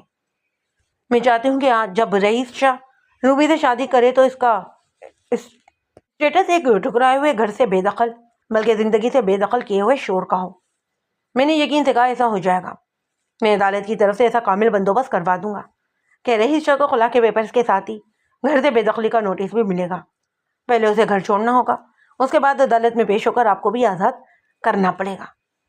اگر ایسا ہو جائے تو میرے کلیجے میں ٹھنڈک پڑ جائے گی بیگ صاحب، اور اس معاملے کے لیے بھی آپ بے فکر ہو جائیں۔ میں نے ٹھوس لہجے میں کہا، لیکن خلا کے حوالے سے آپ کو چند اہم باتیں اپنے ذہن میں رکھنا ہوگی۔ اس نے گہری سنجیدگی سے مجھے دیکھا اور پوچھا، کون سی باتیں؟ میں نے حق وکیل ادا کرتے ہوئے کہا، مثلا یہ کہ خلا کا مطالبہ چونکہ آپ کی جانب سے ہوگا، لہذا نکاح کے نتیجے میں آپ کو اپنے حقوق وغیرہ سے دستبردار ہونا پڑے گا۔ مثلا مہر کی رقم۔ میک صاحب مجھے تو کچھ بھی نہیں چاہیے۔ وہ میری بات پوری ہونے سے پہلے ہی بول اٹھی۔ میں اس شاطر شخص نے تو امی کو مٹھی میں لے کر مجھے حاصل کر ہی لیا تھا۔ امی چونکہ اس کی اندھی مریدنی بنی ہوئی تھی، لہٰذا نکاح کے وقت انہیں نظر ہی نہیں آیا کہ بیٹی کے حقوق کو تحفظ دینا بھی بہت ضروری ہے۔ میرا مہر صرف 5,000 روپے سکہ راج الوقت پاکستان بندھا تھا۔ آپ خود ہی بتائیں، ان 5,000 کو لے کر میں کون سا ارب پتی بن جاؤں گی؟ اور جہاں تک نان اور نفقے کا تعلق ہے تو اللہ کا شکر ہے بیگ صاحب، اگر میں نے اپنے بنگلے کا ایک پورشن بھی کرائے پر اٹھاؤں گی نا، تو ہم دونوں ہی بہن بھائی کی گزر اوقات بڑے ہی آسودہ انداز میں ہو جائے گی۔ میں رئیس شاہ کی محتاج نہیں ہوں۔ میں اپنے بنگلے کو فروخت کر کے اس کی رقم میں 3 شاندار فلیٹ بھی خرید سکتی ہوں۔ ایک میں خود رہوں اور باقی 2 کو کرائے پر چڑھا دوں تو بھی زندگی بڑی سکھ اور چین سے گزرے گی۔ میں نے فیصلہ کن انداز میں کہا، ٹھیک ہے، میں پہلی فرصت میں آپ کا کیس تیار کر کے عدالت میں لگاتا ہوں۔ آپ کل دوپہر کے وقت کسی بھی وقت میرے آفس آ کر ضروری کاغذات پر سائن کر دیجیے گا، اور دل میں بھی یہ ارادہ پختہ کر لیں کہ اب ایک قدم بھی پیچھے نہیں ہٹنا۔ وہ ایک لفظ پر زور دیتے ہوئے بولی، سوال ہی پیدا نہیں ہوتا بیگ صاحب، میں اس دن کا بےتابی سے انتظار کروں گی جب میرے اگلے ہوئے کو وہ متعلقہ روبی نکلے گی۔ آپ نے روبی کے بارے میں اچھی خاصی معلومات حاصل کر رکھی ہیں، اس کے ساتھ اللہ کا لیبل لگا ہوا ہے۔ چند سال پہلے مہاجبین عرف روبی نے احمد حسن نامی ایک مالدار شخص سے شادی کی تھی۔ وہ وضاحت کرتے ہوئے بولی، کچھ ہی عرصے کے بعد احسن اچانک غائب ہو گیا، آج تک اس کا کچھ پتہ ہی نہیں چلا۔ مہاجبین کا بیان ہے کہ احمد حسن اسے طلاق دے کر بیرون ملک چلا گیا تھا۔ ثبوت کے طور پر اس نے طلاق نامہ بھی سنبھال کر رکھا ہوا ہے، جسے یہ پتہ چلتا ہے کہ وہ طلاق یافتہ ہے۔ اب حقیقت کیا ہے یہ تو خدا کو ہی معلوم ہوگا۔ ویسے خوبی گزرے گی جب مل بیٹھیں گے ٹھکرائے ہوئے دو، میں نے مذاق کے رنگ میں کہا۔ سلطانہ کے چہرے پر بھی مسکراہٹ کھلنے لگی۔ میں نے پوچھا، خلا کے کاغذات سلطانہ ہی کے نام سے تیار کیے جائیں نا؟ جی ہاں بالکل، نکاح نامے میں میرا نام سلطانہ ہی درج ہے۔ اس کیس سے نبٹتے ہی میں دوبارہ زیب النساء بن جاؤں گی۔ اب رئیس شاہ کے عطا کردہ آصیب یعنی کہ سلطانہ سے بھی میں نجات حاصل کر لوں گی۔ میں نے اپنی فیس وصول کر کے اس کی رسید سلطانہ کو تھما دی۔ وہ میرا شکریہ ادا کرنے کے بعد رخصت ہو گئی۔ ایک دو روز بعد میں نے سلطانہ کی جانب سے خلا کا نوٹس دائر کروا دیا۔ اس سلسلے میں نے سلطانہ کو عدالتی معاملات کی اونچ نیچ سے بھی اچھی طرح آگاہ کر دیا تھا، کیونکہ جب رئیس شاہ کو گھر سے بے دخلی کا نوٹس ملتا تو وہ سٹ پٹا کر رہ جاتا۔ یہ ٹھیک ہے کہ وہ روبی سے شادی کرنے جا رہا تھا، اسے سلطانہ کی ذرا بھی پرواہ نہیں تھی، لیکن کوئی بھی شخص بڑے بے آبرو ہو کر تیرے کوچے سے ہم نکلے، ایسی صورتحال سے حتمی الامکان بچنے کی کوشش ہی کرتا ہے۔ رئیس شاہ بھی اس سلسلے میں سلطانہ کو بلانے پھسلانے کی صحیح کر سکتا تھا۔ اس بات کے صرف 1% امکانات تھے کہ رئیس شاہ موجودہ صورتحال کو کھلے دل سے قبول کرتے ہوئے سلطانہ کے گھر سے چلا جاتا۔ نہ صرف چلا جاتا بلکہ عدالت میں حاضر ہو کر کیس کا سامنا بھی کرتا۔ عدالتی نوٹس کی ترسیل کے بعد سلطانہ مجھ سے ملنے کے لیے آئی۔ وہ خاصی الجھی ہوئی اور پریشان تھی۔ محسوس یوں ہوتا تھا کہ اس کے ساتھ کوئی گڑبڑ ہو گئی ہے۔ میں نے اسے آرام سے بیٹھایا اور پوچھا، کیا بات ہے؟ آپ اتنی الجھی ہوئی کیوں ہیں؟ رئیس کو گھر سے بے دخلی کا نوٹس مل گیا ہے، اس نے بتایا۔ وہ میری منتیں کر رہا ہے۔ بے دخلی کے نوٹس کے علاوہ اسے خلا کے حوالے سے بھی عدالت میں پیش ہونے کے احکامات موصول ہوئے ہوں گے۔ میں نے گہری سنجیدگی سے کہا، وہ 2 دنوں میں سے کس کے لیے آپ کی منت سماجت کر رہا ہے؟ دونوں ہی معاملات کے لیے۔ میں نے پرسوچ انداز میں کہا، اس نے موقف کیا اختیار کیا ہے؟ وہ قسمیں کھا کر مجھے یقین دلانے کی کوشش کر رہا ہے کہ وہ روبی سے شادی کرنے کا کوئی قطعی ارادہ نہیں کر رہا، وہ محض اس کے بزنس پارٹنرشپ کا ارادہ رکھتا ہے۔ وہ مجھے تفصیل سے آگاہ کرتے ہوئے بولی، اس کی التجا ہے سے مجھے جو غلط فہمی ہوئی ہے میں اسے اپنے دل و دماغ سے نکال دوں۔ ہمیں پیار محبت کے ساتھ ایک ساتھ رہنا چاہیے۔ اگر مجھے اسے کوئی شکایت ہے تو وہ اسے دور کرنے کی کوشش کرے گا۔ اس کی وضاحت اور منت سماجت تو رہی ایک طرف۔ میں نے ٹھہرے ہوئے لہجے میں کہا، اسے یہ کس نے بتایا کہ آپ کی روبی سے شادی ہونے والی ہے؟ یہ تو میں نے اسے خود ہی بتایا ہے۔ یہ آپ نے بہت غلط کیا۔ اگر آپ کی معلومات اس کے علم میں نہ آتی تو زیادہ اچھا تھا۔ وہ پریشان نظر سے مجھے تکنے لگی۔ اب کیا ہوگا؟ جو بھی ہوگا اچھا ہی ہوگا۔ میں معاملے کو سنبھالنے کی کوشش کرتا ہوں۔ آپ آخری مرتبہ مجھے بتا دیں کہ آپ خلا کا نوٹ لینے کا فیصلہ اٹل ہے یا اس میں رئیس کی منت سماجت سے کسی لچک کا امکان ہے؟ میں نے بہت ہی سوچ سمجھ کر یہ قدم اٹھایا ہے بیگ صاحب، اب واپسی کا تو سوال ہی پیدا نہیں ہوتا۔ دراصل یہ بات میں اس لیے پوچھ رہا ہوں کہ میاں بیوی کا رشتہ بہت ہی نازک اور حساس ہوتا ہے۔ اس میں کسی بھی مرحلے پر مفاہمت اور مصالحت کا امکان موجود رہتا ہے، پر انشاءاللہ ایسا ہوگا نہیں۔ وہ بڑی اعتماد سے بولی۔ میں نے پوچھا، کیا رئیس شاہ ابھی تک آپ کے بنگلے ہی میں رہ رہا ہے؟ اس نے ہاں میں جواب دیا۔ میں نے کہا، اسے پہلی فرصت میں گھر سے نکال دیں۔ میں نے 2 ٹوک انداز میں کہا ہے، ورنہ کوئی بھی پیچیدگی پیدا ہو سکتی ہے۔ اگر اس نے گھر چھوڑنے میں کسی پس و پیش سے کام لیا تو وہ ایسا کرنے کا کوئی حق ہی نہیں رکھتا۔ میں نے سلطانہ کی بات پوری ہونے سے پہلے ہی کہہ دیا، وہ بنگلہ آپ کا ہے، اور جب اسے آپ کی جانب سے عدالت میں خلا کا نوٹس دائر ہوا ہے اور وہ آپ پر اپنے شرعانہ حقوق نہیں جتا سکتا۔ یہ کیس فائنل ہونے کا مطلب یہی ہے کہ آپ نے علی اعلان رئیس شاہ کو مسترد کر دیا ہے۔ آپ دونوں کی ازواجی تعلقات کا فیصلہ عدالت ہی کرے گی، اور فیصلے تک رئیس شاہ کو آپ سے دور رہنا ہوگا۔ اگر یہ بنگلہ رئیس شاہ کی ملکیت ہوتا تو پھر آپ کو جانا پڑتا۔ بنگلہ چونکہ آپ کی پراپرٹی ہے، لہٰذا بہرحال میں رئیس شاہ کو ہی جانا ہے، اور اگر وہ زیادہ ہوشیاری اور چالاکی دکھانے کی کوشش کرے تو آپ اپنے علاقے کے تھانے فون کر کے اسے گھر سے بے دخل کر سکتی ہیں۔ وہ عدالتی نوٹس وصول کر چکا ہے۔ آپ پولیس کو بتا سکتی ہیں کہ آپ دونوں کے حوالے سے عدالت میں کیس چل رہا ہے۔ یہ آپ نے ایک اچھا مشورہ دیا ہے، وہ اطمینان بھری سانس لیتے ہوئے بولی۔ اللہ آپ کا بھلا کرے، میں نے گہری سنجیدگی سے کہا، اور آپ کا بھی۔ وہ چند منٹ مزید بیٹھی مجھے دعائیں دیتے ہوئے رخصت ہو گئی۔ اسی رات جب میں سونے کے لیے لیٹ رہا تھا تو میرے رہائشی فون کی گھنٹی بج اٹھی۔ ہیلو، دوسری طرف ایک نسوانی آواز ابھری۔ بیگ صاحب، یہ میں ہوں سلطانہ، خیریت تو ہے نا؟ سلطانہ کو میں نے اپنے گھر کا نمبر بھی دے دیا تھا۔ اس کا کیس کچھ اس نوعیت کا تھا کہ اسے کسی بھی وقت میری ضرورت پیش آ سکتی تھی، ورنہ میں عموماً کلائنٹس کے تمام تر معاملات آفس اور کورٹ میں ہی نپٹا دیا کرتا تھا۔ بالکل خیریت ہے جناب، سلطانہ نے میرے سوال کے جواب میں بتایا۔ رئیس شاہ گھر چھوڑ کر چلا گیا ہے، لیکن اس کا سامان ابھی ادھر ہی رکھا ہوا ہے۔ وہ صرف ایک بریف کیس ساتھ لے کر گیا ہے، جس میں قیمتی جواہرات اور الفاظ تلسومات بھرے ہوئے ہیں۔ باقی سامان کے بارے میں اس نے کیا کہا ہے؟ میں نے پوچھا۔ وہ کہہ کر گیا ہے کہ پہلے اپنے رہنے کا بندوبست کر لے، پھر آ کر دیگر سامان بھی لے جائے گا، سلطانہ نے کہا۔ میں نے کہا ٹھیک ہے، آپ اس کے کمرے کو تمام تر سامان سمیت لاک کر دیں۔ جب وہ سامان اٹھانے آئے تو اسے یوں ہی گھر میں گھسنے کی اجازت ہرگز نہ دیں۔ آپ اس سے کہیں کہ محلے کے 2-3 معزز افراد کو جمع کریں اور ان کی موجودگی میں اپنا سامان اٹھائے۔ یہ خبر آپ کے آس پڑوس کو ہو جانا چاہیے کہ اب آپ کا رئیس شاہ سے کوئی تعلق یا واسطہ نہیں۔ آپ نے کورٹ میں اس کے خلاف خلا کا کیس دائر کر رکھا ہے۔ آپ کی پوزیشن بہت مضبوط ہے، لہذا گھبرانے یا پریشان ہونے کی ضرورت ہی نہیں۔ اگلے ہفتے پیشی بھی یہ کم از کم 1 یا 10 سے زیادہ 2 پیشیوں کا خیال ہے۔ بہت بہت شکریہ بیگ صاحب، وہ تشکرانہ انداز میں بولی۔ پھر کہنے لگی، ایک بات تو میں آپ کو بتانا ہی بھول گئی۔ میں نے جلدی سے پوچھا، کون سی بات؟ سلطانہ نے بتایا وہ آپ سے ملنے کو بھی کہہ رہا تھا۔ مجھ سے وہ کس سلسلے میں ملنا چاہتا ہے؟ وہ آپ کو بتانا چاہ رہا ہے کہ روبی سے اس کا کوئی ارادہ نہیں شادی کا۔ آپ مجھے سمجھائیں کہ میں کیس واپس لے لوں۔ کیا آپ نے خلا کا جو کیس فائل کیا ہے اس کی بنیادی وجہ رئیس شاہ کا روبی سے دوسری شادی کا ہی ارادہ ہے؟ میں نے سلطانہ سے یہ سوال پہلے بھی پوچھا تھا، لہٰذا اس بار میں نے چپتے لہجے میں سوال کیا۔ قطعی نہیں، وہ ٹھوس لہجے میں بولی۔ رئیس شاہ سے چھٹکارا حاصل کرنے کی 9 درجن وجوہات ہیں۔ میں نے تسلی بھرے لہجے میں کہا، بس تو ٹھیک ہے، آپ مطمئن ہو کر بیٹھ جائیں۔ رئیس شاہ جو بھی کہہ رہا ہے اسے کرنے دیں۔ اگر وہ میرے پاس کوئی بھی فریاد لے کر آتا ہے تو میں اس کے دماغ کے کیڑے جھاڑ کر روانہ کر دوں گا۔ آپ اس سلسلے میں بالکل بھی ٹینشن نہ لیں۔ سلطانہ نے بالکل درست کہا تھا۔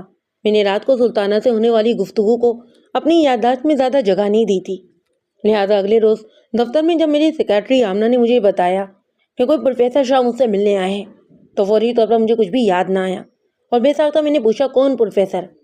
وہ کسی سلطانہ نامی عورت کا حوالہ دے رہے ہیں۔ آمنہ نے انٹرکام پر مجھے تفصیل سے آگاہ کرتے ہوئے بتایا، جو آپ کے کلائنٹ اور پروفیسر صاحب کی بیوی ہیں۔ اس ریفرنس کے بعد مجھے سبھی کچھ یاد آ گیا کہ وہ رئیس شاہ کے سوا اور کوئی نہیں ہو سکتا تھا۔ میری اس شخص سے کوئی ذاتی رنجش تو تھی نہیں، نہ ہم سلطانہ کو پیش آئندہ صورتحال کی روشنی میں دیکھا جائے، نہ رئیس شاہ کے لیے میرے دل میں کوئی خوشگوار جذبات نہیں تھے۔ میں نے آمنہ سے پوچھا، اپائنٹمنٹ والے کلائنٹ میں سے کوئی باقی ہے؟ نہیں سر، سبھی نبٹ گئے ہیں، لابی میں صرف ایک ہی شخص موجود ہے اس وقت، اور وہ ہے پروفیسر شاہ۔ ٹھیک ہے، پروفیسر صاحب کو میرے پاس بھیج دو۔ میں نے یہ کہتے ہوئے ریسیور کریڈل پر رکھ دیا۔ اگلے ہی لمحے رئیس شاہ میرے چیمبر میں موجود تھا۔ شاہ جی کی عمر 50 سے اوپر تھی۔ کسی زمانے میں وہ شلوار قمیض اور ویسٹ کوٹ پہنا کرتا تھا۔ ناظم آباد سے گلشن اقبال شفٹ ہونے کے بعد تو اس کے تیور اور رنگ ڈھنگ سبھی کچھ بدل گئے۔ اس وقت وہ نفیس قسم کے سفاری سوٹ میں ملبوس تھا، اور پروفیسر بننے کے بعد وہ نارمل داڑھی سے بھی فرنچ کٹ پر چلا گیا۔ اس کے دونوں ہی ہاتھوں کی بیشتر انگلیوں میں بیش بہا نگینے جگمگا رہے تھے۔ رسمی سلام دعا کے بعد ہمارے درمیان بڑا ہی مختصر سا تعارفی گفتگو ہوئی، پھر اصل مقصد پر آیا گیا۔ اس نے بڑے ہی پہل قائم کرنے انداز میں مجھ سے کہا، بیگ صاحب، سلطانہ کو شدید نوعیت کی غلط فہمی ہو گئی ہے۔ میں نے کہا، کیسی غلط فہمی شاہ جی؟ یہی کہ میں اسے چھوڑ کر کسی اور عورت سے شادی کرنے والا ہوں، جب اس نے آپ کے توسط سے خلا کا کیس دائر کروایا ہے۔ وہ پبلک ڈیلنگ کا آدمی تھا، لہذا بڑی طریقے سلیقے سے بات کرنے کا ہنر بھی جانتا تھا۔ میں نے جانے پن سے پوچھ لیا، تو کیا آپ روبی نامی کسی عورت سے شادی کا ارادہ نہیں رکھتے؟ بالکل نہیں بیگ صاحب، اور یہی سلطانہ کی غلط فہمی ہے۔ روبی کے ساتھ تو میں پارٹنرشپ میں اپنے بزنس کو آگے بڑھانے کا ارادہ رکھتا ہوں۔ رئیس شاہ کی بزنس پارٹنرشپ کے حوالے سے سلطانہ نے مجھے بھی بتایا تھا اور اپنی دلچسپی کی خاطر میں نے بھی پوچھ لیا۔ اس بزنس کے بارے میں مجھے بھی کچھ بتائیں۔ کیوں نہیں جناب، وہ جلدی سے بولا۔ آپ کو بتانا اس لیے بھی ضروری ہے تاکہ آپ اپنی مقالہ کو زیادہ بہتر انداز میں صورتحال کی نزاکت سے آگاہ کر سکیں۔ یہاں تک بولنے کے بعد وہ چند لمحے کے لیے رکا اور ایک گہری نظر مجھ پر ڈال لی، پھر سلسلہ کلام کو آگے بڑھاتے ہوئے بولا، میرے پاس ہنر ہے اور روبی کے پاس دولت۔ جب ہنر اور دولت شانہ بشانہ آگے بڑھنے کا عزم کر لینا تو پھر کامیابیاں ان کے قدموں کی گزرگاہ بن جاتی ہیں۔ سلطانہ کو میں نے سمجھانے کی بہت کوشش کی ہے کہ میں جو کچھ بھی کر رہا ہوں تابناک مستقبل کے لیے بہت ضروری ہے، لیکن وہ اس موقع پر الٹی مت کا مظاہرہ کر رہی ہے۔ یہ منحوس خیال اس کے ذہن سے نکلنے کا نام ہی نہیں لے رہا کہ میں روبی سے شادی کرنے والا ہوں، اور یہ میں اچھی طرح جانتا ہوں کہ یہ آگ اس بدبخت نے لگائی ہے۔ میں نے بے ساختہ پوچھا، کس نے؟ اس کمینے کا نام ہے ریاست علی۔ ذرا اس کمینے کا تاریخ اور جغرافیہ بھی بتا دیں۔ سبھی کچھ جاننے کے باوجود بھی تھوڑی دیر کے لیے میں انجان بن گیا۔ حالانکہ سلطانہ کی زبانی ریاست علی کی نگینہ فروش کے تمام تر خواہش مجھ تک پہنچ چکے تھے۔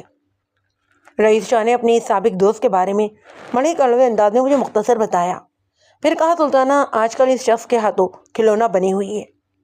اگر واقعی ایسا ہے تو پھر آپ کی بیوی بہت غلط کر رہی ہے۔ میں نے رئیس شاہ کی حمایت میں کہا، کسی کی باتوں میں آ کر اپنے گھر کو آگ لگانا دانش مندی نہیں۔ وہ دوستانہ انداز میں بولا، بیگ صاحب یہ نکتہ آپ سلطانہ کو بھی سمجھائیے نا۔ اگر آپ یہ کام کر دیں تو مجھ پر بڑا ہی احسان ہوگا، میرا گھر برباد ہونے سے بچ جائے گا اور اللہ آپ کو اس نیکی کا اجر دے گا۔ وہ رکا اور معنی خیز انداز میں مجھے دیکھا اور آواز دبا کر بولا، اور میں بھی آپ کی ہر خدمت کے لیے تیار ہوں۔ میں نے رئیس شاہ کو پہلا تاثر یہی دیا کہ میں اس کی باتوں سے اتفاق کرتا ہوں۔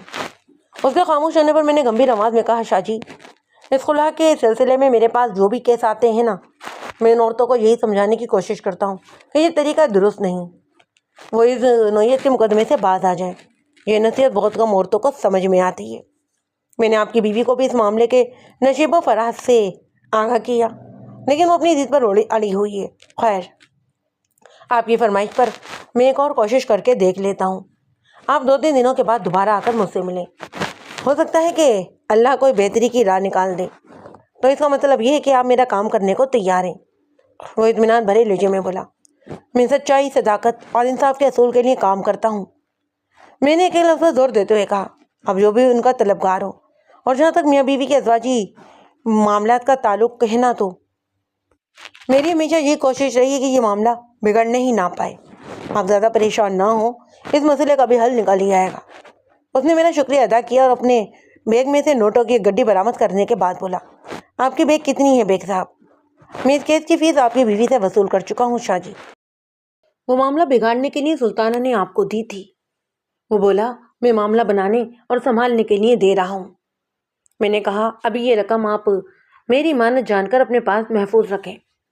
اگر اس کیس کا اونٹ آپ کے حزب منشا کروٹ بیٹھ گیا تو میں یہ رقم آپ سے لے لوں گا۔ اگر آپ اس اونٹ کی رسی کو طریقے سلیقے سے جھٹکا دیں گے نا، تو اونٹ کیا، اس کا باپ بھی شرافت کا مظاہرہ کرتے ہوئے سیدھی کروٹ ہی بیٹھے گا۔ سب کچھ آپ کے ہاتھ میں ہی تو ہے بیگ صاحب۔ میں نے ہاتھ جھاڑ کر اسے دکھائے اور اس کے ہاتھوں کی جانب دیکھتے ہوئے کہا، اس وقت تو سبھی کچھ آپ کے ہی ہاتھوں میں نظر آ رہا ہے۔ اس نے چونک کر اپنے ہاتھوں کا جائزہ لیا، پھر اپنی سوچ کی روشنی میں بات کو کہیں کا کہیں لے گیا۔ گہری سنجیدگی سے اس نے مجھ سے پوچھا، بیگ صاحب آپ کا اسٹار کون سا ہے؟ آپ میرا اسٹار کیوں پوچھ رہے ہیں؟ میں ایک ماہر نجوم ہوں۔ اگر آپ مجھے اپنا اسٹار بتا دیں گے تو میں آپ کے بارے میں اہم پیش گوئیاں کر سکتا ہوں۔ دراصل مجھے علم نجوم سے کوئی دلچسپی ہی نہیں، میں نے معذوقانہ انداز میں کہا۔ وہ برا مانے بغیر بولا، اگر یہ ایک الگ بات ہے کہ آپ کو دلچسپی نہیں، پھر میں بھی آپ کو بور نہیں کروں گا، لیکن آپ کو میری جانب سے ایک تحفہ تو بھی قبول کرنا ہوگا۔ تحفہ؟ کیسا تحفہ؟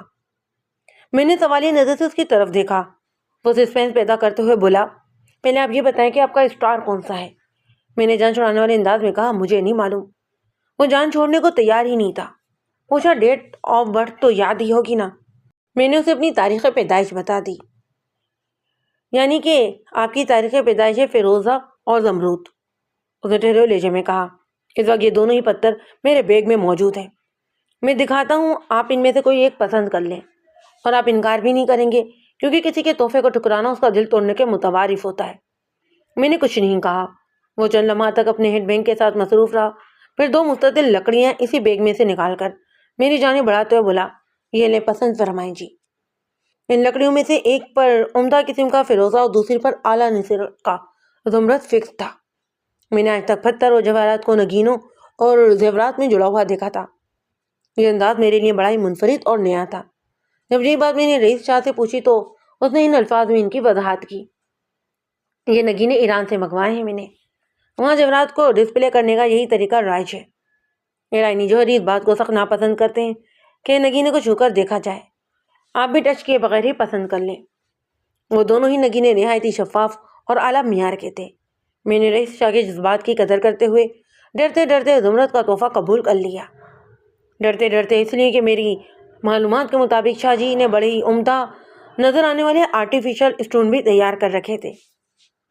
بہرحال میں نے اپنی تسلی کے لیے ایک جوہری دوست سے اس کا ٹیسٹ بھی کروایا تھا۔ میری دوست کے مطابق اس ایمرلڈ ایٹ کی اوپن مارکیٹ میں اس کی قیمت 2000 روپے فی کیرٹ سے کم نہیں تھی، یعنی شاہ جی کا تحفہ 8-10 ہزار روپے مالیت کا تھا۔ آج سے 40 سال پہلے 10,000 روپے کی بڑی اہمیت ہوا کرتی تھی۔ رخصت ہونے سے پہلے میں نے شاہ جی سے پوچھا، شاہ جی آپ نے یہ تو بتایا ہی نہیں کہ آپ روبی کے ساتھ کس بزنس میں پارٹنرشپ کرنے جا رہے ہیں؟ بزنس تو یہی ہے جو میں آج کل کر رہا ہوں، مثلاً علم نجوم، پتھر اور جواہرات، الواؤ وغیرہ۔ وغیرہ سنجیدگی سے بولا، روبی میری ایک کلائنٹ ہے اور میری عقیدت مند بھی، وہ مجھ پر بہت بھروسہ کرتی ہے۔ جیسی کا آئیڈیا ہے کہ میں اپنے بزنس کو کراچی کے ساتھ ساتھ نیشنل اور انٹرنیشنل سطح پر بھی لے جاؤں۔ اس کام کا آغاز ہم پاکستانی یعنی کہ نیشنل لیول پر کریں گے۔ پاکستان کے 4 بڑے شہروں کراچی، لاہور، ملتان اور راول پنڈی میں ہم دونوں ہی مل کر 3 کلینک کیا کریں گے۔ جس شہر کا نمبر ہو، اپنی آمد سے 2 روز پہلے وہاں کے مقامی اخبارات میں اشتہار کے ذریعے کلینک کی تاریخوں اور اوقات کا اعلان کر دیا جائے گا۔ قیام شہر کے اعلیٰ ہوٹل میں ہوگا اور ہوٹل ہی میں کلائنٹ سے ملاقات کا بھی انتظام کرایا جائے گا۔ کچھ ہی عرصے کے بعد ہم اس طریقہ کار کو بین الاقوامی سطح پر آزمائیں گے۔ عرب ممالک کے علاوہ ایران، عراق، انڈیا، سری لنکا وغیرہ کے دورے بھی کریں گے۔ تمام تر اخراجات روبی کے ذمے ہوں گے، سروس میں دوں گا، منافع میں ہم برابر کے حصے دار ہوں گے۔ وہ رکا اور مجھ سے پوچھ، بیٹا بیگ صاحب بتائیے آپ کیسا آئیڈیا ہے؟ بہت ہی شاندار اور منافع بخش، میں نے بھی سانگوئی کا مظاہرہ کرتے ہوئے کہا، لیکن ایک بات سمجھ میں نہیں آئی۔ کون سی بات؟ یہاں تک تو درست ہے کہ رہن سہن اور سفری اخراجات آپ کی بزنس پارٹنر روبی اٹھائے گی، جس کے لیے وہ منافع میں برابر کی شریک ہے، لیکن وہ ہر جگہ آپ کے ساتھ کیوں جائے گی؟ آپ کے اس بزنس میں روبی کا اصل کردار کیا ہوگا؟ بیگ صاحب آپ نے بہت ہی اچھا سوال کیا ہے، وہ رسان سے بولا۔ روبی کو میرے پاس آتے ہوئے 6 ماہ سے زیادہ کا عرصہ ہو گیا ہے۔ وہ میری عقیدت مند ہی نہیں بلکہ شاگرد بھی ہے۔ روبی بہت ہی ذہین عورت ہے، وہ بڑی تیزی سے علم نجوم میں مہارت حاصل کر رہی ہے۔ وقتی ضائع پر اسے کمانڈ حاصل ہے، وہ میری اسسٹنٹ کے طور پر ساتھ جائے گی۔ رئیس شاہ کی وضاحت کے بعد اس سلسلے میں مزید کسی سوال کی گنجائش نہیں تھی۔ سلطانہ نے میرے سامنے رئیس شاہ کی شخصیت کو جس انداز میں پینٹ کیا تھا، شاہ جی بالکل اس کے الٹ نکلا۔ اس سے گفتگو کے دوران میں اس کی ذات کے حوالے سے میری رائے میں قدری نرمی پیدا ہوتی چلی جا رہی تھی، یا تو وہ اس وقت مجھے متاثر کرنے کے لیے بھرپور اداکاری کر رہا تھا، یا پھر سلطانہ نے اس کے حوالے سے سراسر غلط بیانی سے کام لیا تھا۔ میں نے ایک فوری خیال کے تحت پوچھ لیا، شاہ جی آپ اپنی بیوی کو بھی تو اسرار علم نجوم سکھا سکتے ہیں؟ اگر ایسا ہو جاتا تو وہ آپ کی شانہ بشانہ ملکی اور غیر ملکی دوروں میں ایک اسسٹنٹ کی حیثیت سے سفر کر سکتی تھی۔ اس طرح سلطانہ کے دل میں بھی کسی بھی قسم کا کوئی شک پیدا ہی نہیں ہوتا۔ آپ کیا سمجھتے ہیں میں نے اسے سکھانے پڑھانے کی کوشش نہیں کی ہوگی؟ وہ الٹا مجھے سے بولا، تو آپ یہ کوشش کر چکے ہیں؟ جی ہاں، 1 بار نہیں 1000 بار کوشش کر چکا ہوں، لیکن ان تلوں میں تیل کا ایک قطرہ بھی نظر نہیں آتا۔ وہ برا سا منہ بناتے ہوئے بولا، آپ کو دراصل علم نجوم سے دلچسپی نہیں ہے، اس لیے میں زیادہ تفصیل سے نہیں بتاؤں گا، لیکن اتنا بتا دوں کہ سلطانہ ذہل کی ماری ہوئی ہے۔ 60 صدی کے دوران میں پیدا ہونے والے لوگ زندگی بھر عجیب و غریب ذہنی اور نفسیاتی الجھنوں اور پیچیدگیوں کا ہی شکار رہتے ہیں۔ اس ذیل ذات سے تو کوئی شادی کرنے کو تیار بھی نہیں تھا۔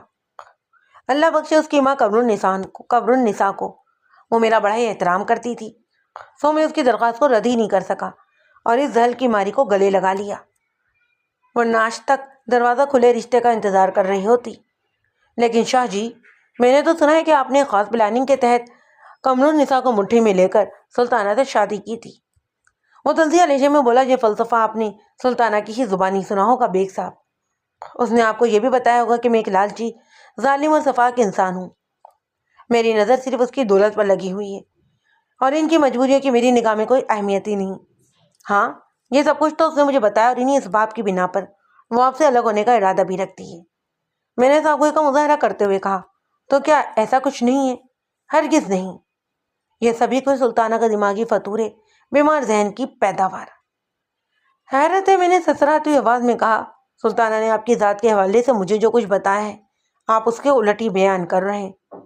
اس کا دماغ خراب ہوا ہے، بلکہ خراب کر دیا گیا ہے۔ وہ زہریلے لہجے میں بولا، اگر آج قمر النساء زندہ ہوتی تو آپ کو بتاتی کہ میں نے کسی لالچ میں آ کر سلطانہ سے شادی کی تھی، یا یہ پھر میرا احسان تھا۔ یہ ٹھیک ہے کہ سلطانہ تعلیم یافتہ تھی، خوبصورت تھی اور صاحب حیثیت فیملی سے تعلق رکھتی، لیکن یہ بھی ایک ٹھوس حقیقت ہے کہ وہ ذیل ستہ تھی۔ 5 کیرٹ کا ایک عمدہ اور شفاف روبی، ایمرلڈ اور سفائر ٹوباس ڈائمنڈ اگر 1 لاکھ روپے بھی قیمت رکھتا ہو نا، تو اس میں کریک آتے ہی وہ محض کانچ کا ایک خوشنما ٹکڑا رہ جاتا ہے۔ جتنا پتھر کی قیمت اس کی کوالٹی کی بنا پر طے کی جاتی ہے، اسی طرح انسان کی قدر و قیمت اس کی خوش بختی کی رہن منت ہوتی ہے۔ اگر سلطانہ خوبصورت، اسمارٹ، تعلیم یافتہ اور آسودہ حال تھی، تو پھر اس کا رشتہ کیوں نہیں ہوتا تھا؟ اس لیے نہ کہ اس کے مقدر کو پیدائشی ذل گرہن لگا ہوا تھا۔ اس آفت زادی کو سینے سے کس نے لگایا؟ میں نے، اور آج میں ہی سب سے برا ہوں۔ اور جہاں تک حفیظ اور لالچ کا تعلق ہے، تو جب میری سلطانہ سے شادی ہوئی، میں کسی فٹ پاتھ پر نہیں پڑا ہوا تھا۔ میں صاحب عزت تھا بیگ صاحب۔ میری کوئی ویلیو تھی تو ہزاروں دیگر لوگوں کی طرح قمر النساء بھی میرے آستانے پر پہنچتی تھی نا۔ میں وقت کے ساتھ ساتھ آگے بڑھنے کا حامی ہوں۔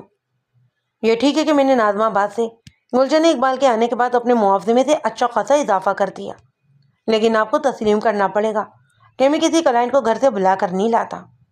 ان کی ضرورت کھینچ کر انہیں میرے کلینک پر لاتی ہے۔ اور یہ بھی حقیقت ہے کہ میں گن پوائنٹ پر بھی ان کی جیب سے پیسے نہیں نکلواتا۔ وہ اپنی ضرورت بیان کرتے ہیں اور میں اس کام کا معاوضہ بتاتا ہوں۔ وہ مجھے ادائیگی کرتے ہیں اور میں ان کا کام کر دیتا ہوں۔ ہاں، اس صورت میں تو آپ کو کوئی بھی قصوروار نہیں ٹھہرا سکتا، میں نے کہا۔ اور آج میں آپ کو اپنی زندگی کا ایک راز بتاتا ہوں بیگ صاحب۔ یہ بات میں نے آج تک کسی کو نہیں بتائی، لیکن پتہ نہیں کیوں آپ پر اعتماد کرنے کو جی چاہ رہا ہے۔ آپ بہت ہی گہرے انسان ہیں جناب۔ مجھے امید ہے آپ ہمارے کیس کو عدالت میں لے جائے بغیر اپنی عدالت میں یہی نپٹا دیں گے۔ سمجھ لیں کہ ایک میاں بیوی کا مقدمہ آپ کی عدالت میں لگا ہوا ہے۔ آپ نے چند روز پہلے والی پیشی پر بیوی کا حلفیہ بیان ریکارڈ کیا ہے۔ آج آپ کے سامنے دوسرے فریق یعنی شوہر کا بیان ہو رہا ہے۔ تیسری پیشی پر آپ فیصلہ سنائیں گے اور فریقین کو اپنے فیصلے کی پابندی کا حکم بھی دیں گے۔ آپ بتا چکے ہیں کہ آپ ہمیشہ سچائی، صداقت اور انصاف کے اصول کے لیے کام کرتے ہیں۔ ہاں، اس عمل میں کسی شک کی گنجائش بھی نہیں۔ میں نے دادی انداز میں گردن ہلائی۔ میں بھی اور عدالت بھی اور سب سے بڑھ کر قانون بھی اسی بات پر زور دیتا ہے کہ اگر متنازع معاملات کو بیٹھ کر مصالحت اور مفاہمت سے حل کر لیا جائے تو اس سے اچھی کوئی بات ہی نہیں۔ عدالت اور مقدمے بازی تو آخری آپشن ہے اور اسے بچنے ہی کی کوشش کرتے رہنا چاہیے۔ اور مجبوری کی بات دیگر ہے۔ میرا خیال ہے کہ ہمارا معاملہ بھی مجبوری ہے اور بے بسی کے فیس میں بھی داخل ہوا ہے۔ وہ ٹھہرے ہوئے لہجے میں بولا، آپ اسے اپنی عدالت میں سماعت کر کے انصاف کے تقاضے نبھا سکتے ہیں۔ میں نے سرسری انداز میں کہا، میں کوشش کروں گا۔ وہ بڑے یقین سے بولا، مجھے یقین ہے کہ آپ کی یہ کوشش ضائع نہیں ہوگی۔ میں نے اس کی آنکھوں میں دیکھتے ہوئے پوچھا، شاہ جی، آپ مجھے اپنی زندگی کے کسی اہم راز سے آگاہ کرنے جا رہے ہیں؟ جی، میں اسی طرف آ رہا ہوں۔ آپ سے میں خلوص بھری درخواست کروں گا کہ میرے اس راز کو اپنے سینے میں دفن کر لیجئے گا۔ آپ سے اسے شیئر کرنے کی ضرورت اس لیے پیش آئی ہے تاکہ میں اپنے ماتھے پر چشمہ لالچ، حوث اور لوث خسوٹ اور ظلم و زیادتی کے اس لیبل کو اتار پھینکوں۔ میں ایسا ہرگز نہیں ہوں جیسا سلطانہ نے مجھے بنا کر پیش کر دیا ہے۔ بے فکر ہو جائیں آپ کی زندگی کا یہ قیمتی راز میرے دل میں محفوظ رہے گا۔ وہ ٹھہرے ہوئے لہجے میں بتانے لگا، میں نے سلطانہ سے پہلے بھی سلمہ نامی ایک عورت سے شادی کی۔ میں اپنی زندگی کے اس حصے کی تفصیل میں نہیں جانا چاہتا۔ مختصر طور پر آپ یوں سمجھ لیں کہ میں ان دنوں ایک ناکام اور نامراد شخص ہوا کرتا۔ پھر میری بیوی تک اچانک میری زندگی میں ایک انقلاب آ گیا۔ یہاں تک بتانے کے بعد وہ تھما۔ سلمیٰ کی وفات کے بعد میں کچھ عرصے تک تو یہیں مارا مارا پھرتا رہا، پھر گھر پر تالا ڈال کر ملک کے دورے پر نکل گیا۔ مختلف دیہاتوں، قصبہ جات اور شہروں سے ہوتے میں شیخو پورہ پہنچ گیا۔ پنجاب کا یہ علاقہ جرائم کے لحاظ سے سر فہرست مانا جاتا ہے۔ شیخو پورہ کے بعد اوکھاڑا اور اوکھاڑا کے بعد گجران والا کا نمبر آتا ہے۔ بہرحال جرائم کے گھر شیخو پورہ میں میری ایک اور اللہ والے سے ملاقات ہو گئی۔ وہ ظلمت کی شب تاریخ میں حق کا چراغ روشن کیے بیٹھا تھا۔ میں اس چراغ کی روشنی سے اسے چیک کر کر رہ گیا۔ اس اللہ والے کی صحبت میں نے چند ماہ گزارے اور علم و ہنر کے خزانے سمیٹ کر واپس آ گیا۔ واپسی کے فیصلے میں انہی بزرگ کا ہاتھ تھا۔ میں ان کے حکم پر ہی واپس آیا تھا۔ میں تو بند کباب اور چنا پاپڑی کا ٹھیلا لگانے والا ایک ناقابل ذکر معمولی سا انسان تھا۔ آج جو میں کچھ ہوں انہی بزرگ کے فیض سے ہوں۔ وہ سانس لینے کے لیے رکا اور پھر بتانے لگا۔ انہوں نے باوقت رخصت مجھے 2 نصیحتیں کی تھیں۔ نمبر 1، انہوں نے فرمایا تھا کہ رئیس، تمہارے نصیب میں ازواجی زندگی کا سکون نہیں لکھا ہوا۔ میرا مشورہ یہ ہے کہ اب شادی نہ کرنا، اور اگر کسی مخصوص حالت میں شادی ناگزیر بھی ہو جائے تو پھر ہر دکھ تکلیف اٹھا کر اس عورت کے ساتھ ساری زندگی گزار دینا، اسے خود سے اور خود کو اس سے الگ نہیں ہونے دینا۔ بیگ صاحب، آج اگر میں اس شادی کو بچانے کے لیے آپ کی منت خوشامد کر رہا ہوں نا، حالانکہ سلطانہ نے تو اپنی طرف سے کوئی کسر نہیں اٹھا رکھی۔ میں نے قمر النساء کے آنسوؤں کی لاج رکھتے ہوئے سلطانہ سے شادی کا فیصلہ کیا تھا، اور اب مجھے ان بزرگ کے فرمان کی لاج رکھنا ہے۔ اگر خلا کے سلسلے میں آپ نے سلطانہ کو نہ سمجھایا تو میں کہیں کا نہیں رہوں گا۔ آپ اسے بھی کسی بھی طرح سمجھانے کی کوشش کریں کہ وہ یہ احمقانہ خیال سے باز آ جائے۔ اس کے لیے میں اس کی ہر شرط، ہر مطالبہ بھی ماننے کو تیار ہوں۔ اگر اسے میری زبان کا بھروسہ نہ ہو تو میں اسٹیمپ پیپر پر بھی لکھ کر دینے کے لیے تیار ہوں۔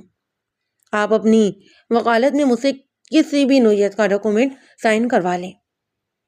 اس نے بڑی ٹھوس اور وزنی بات کی تھی جو اس کے سچے جذبات کی ترجمانی کرتی۔ اگر وہ جھوٹا اور فراڈ قسم کا شخص ہوتا تو اتنی بڑی بات کر ہی نہیں سکتا تھا۔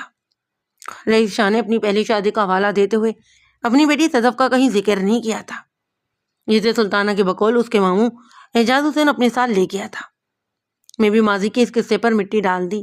گڑے مردے اکھاڑنے سے کچھ حاصل نہیں ہونا تھا۔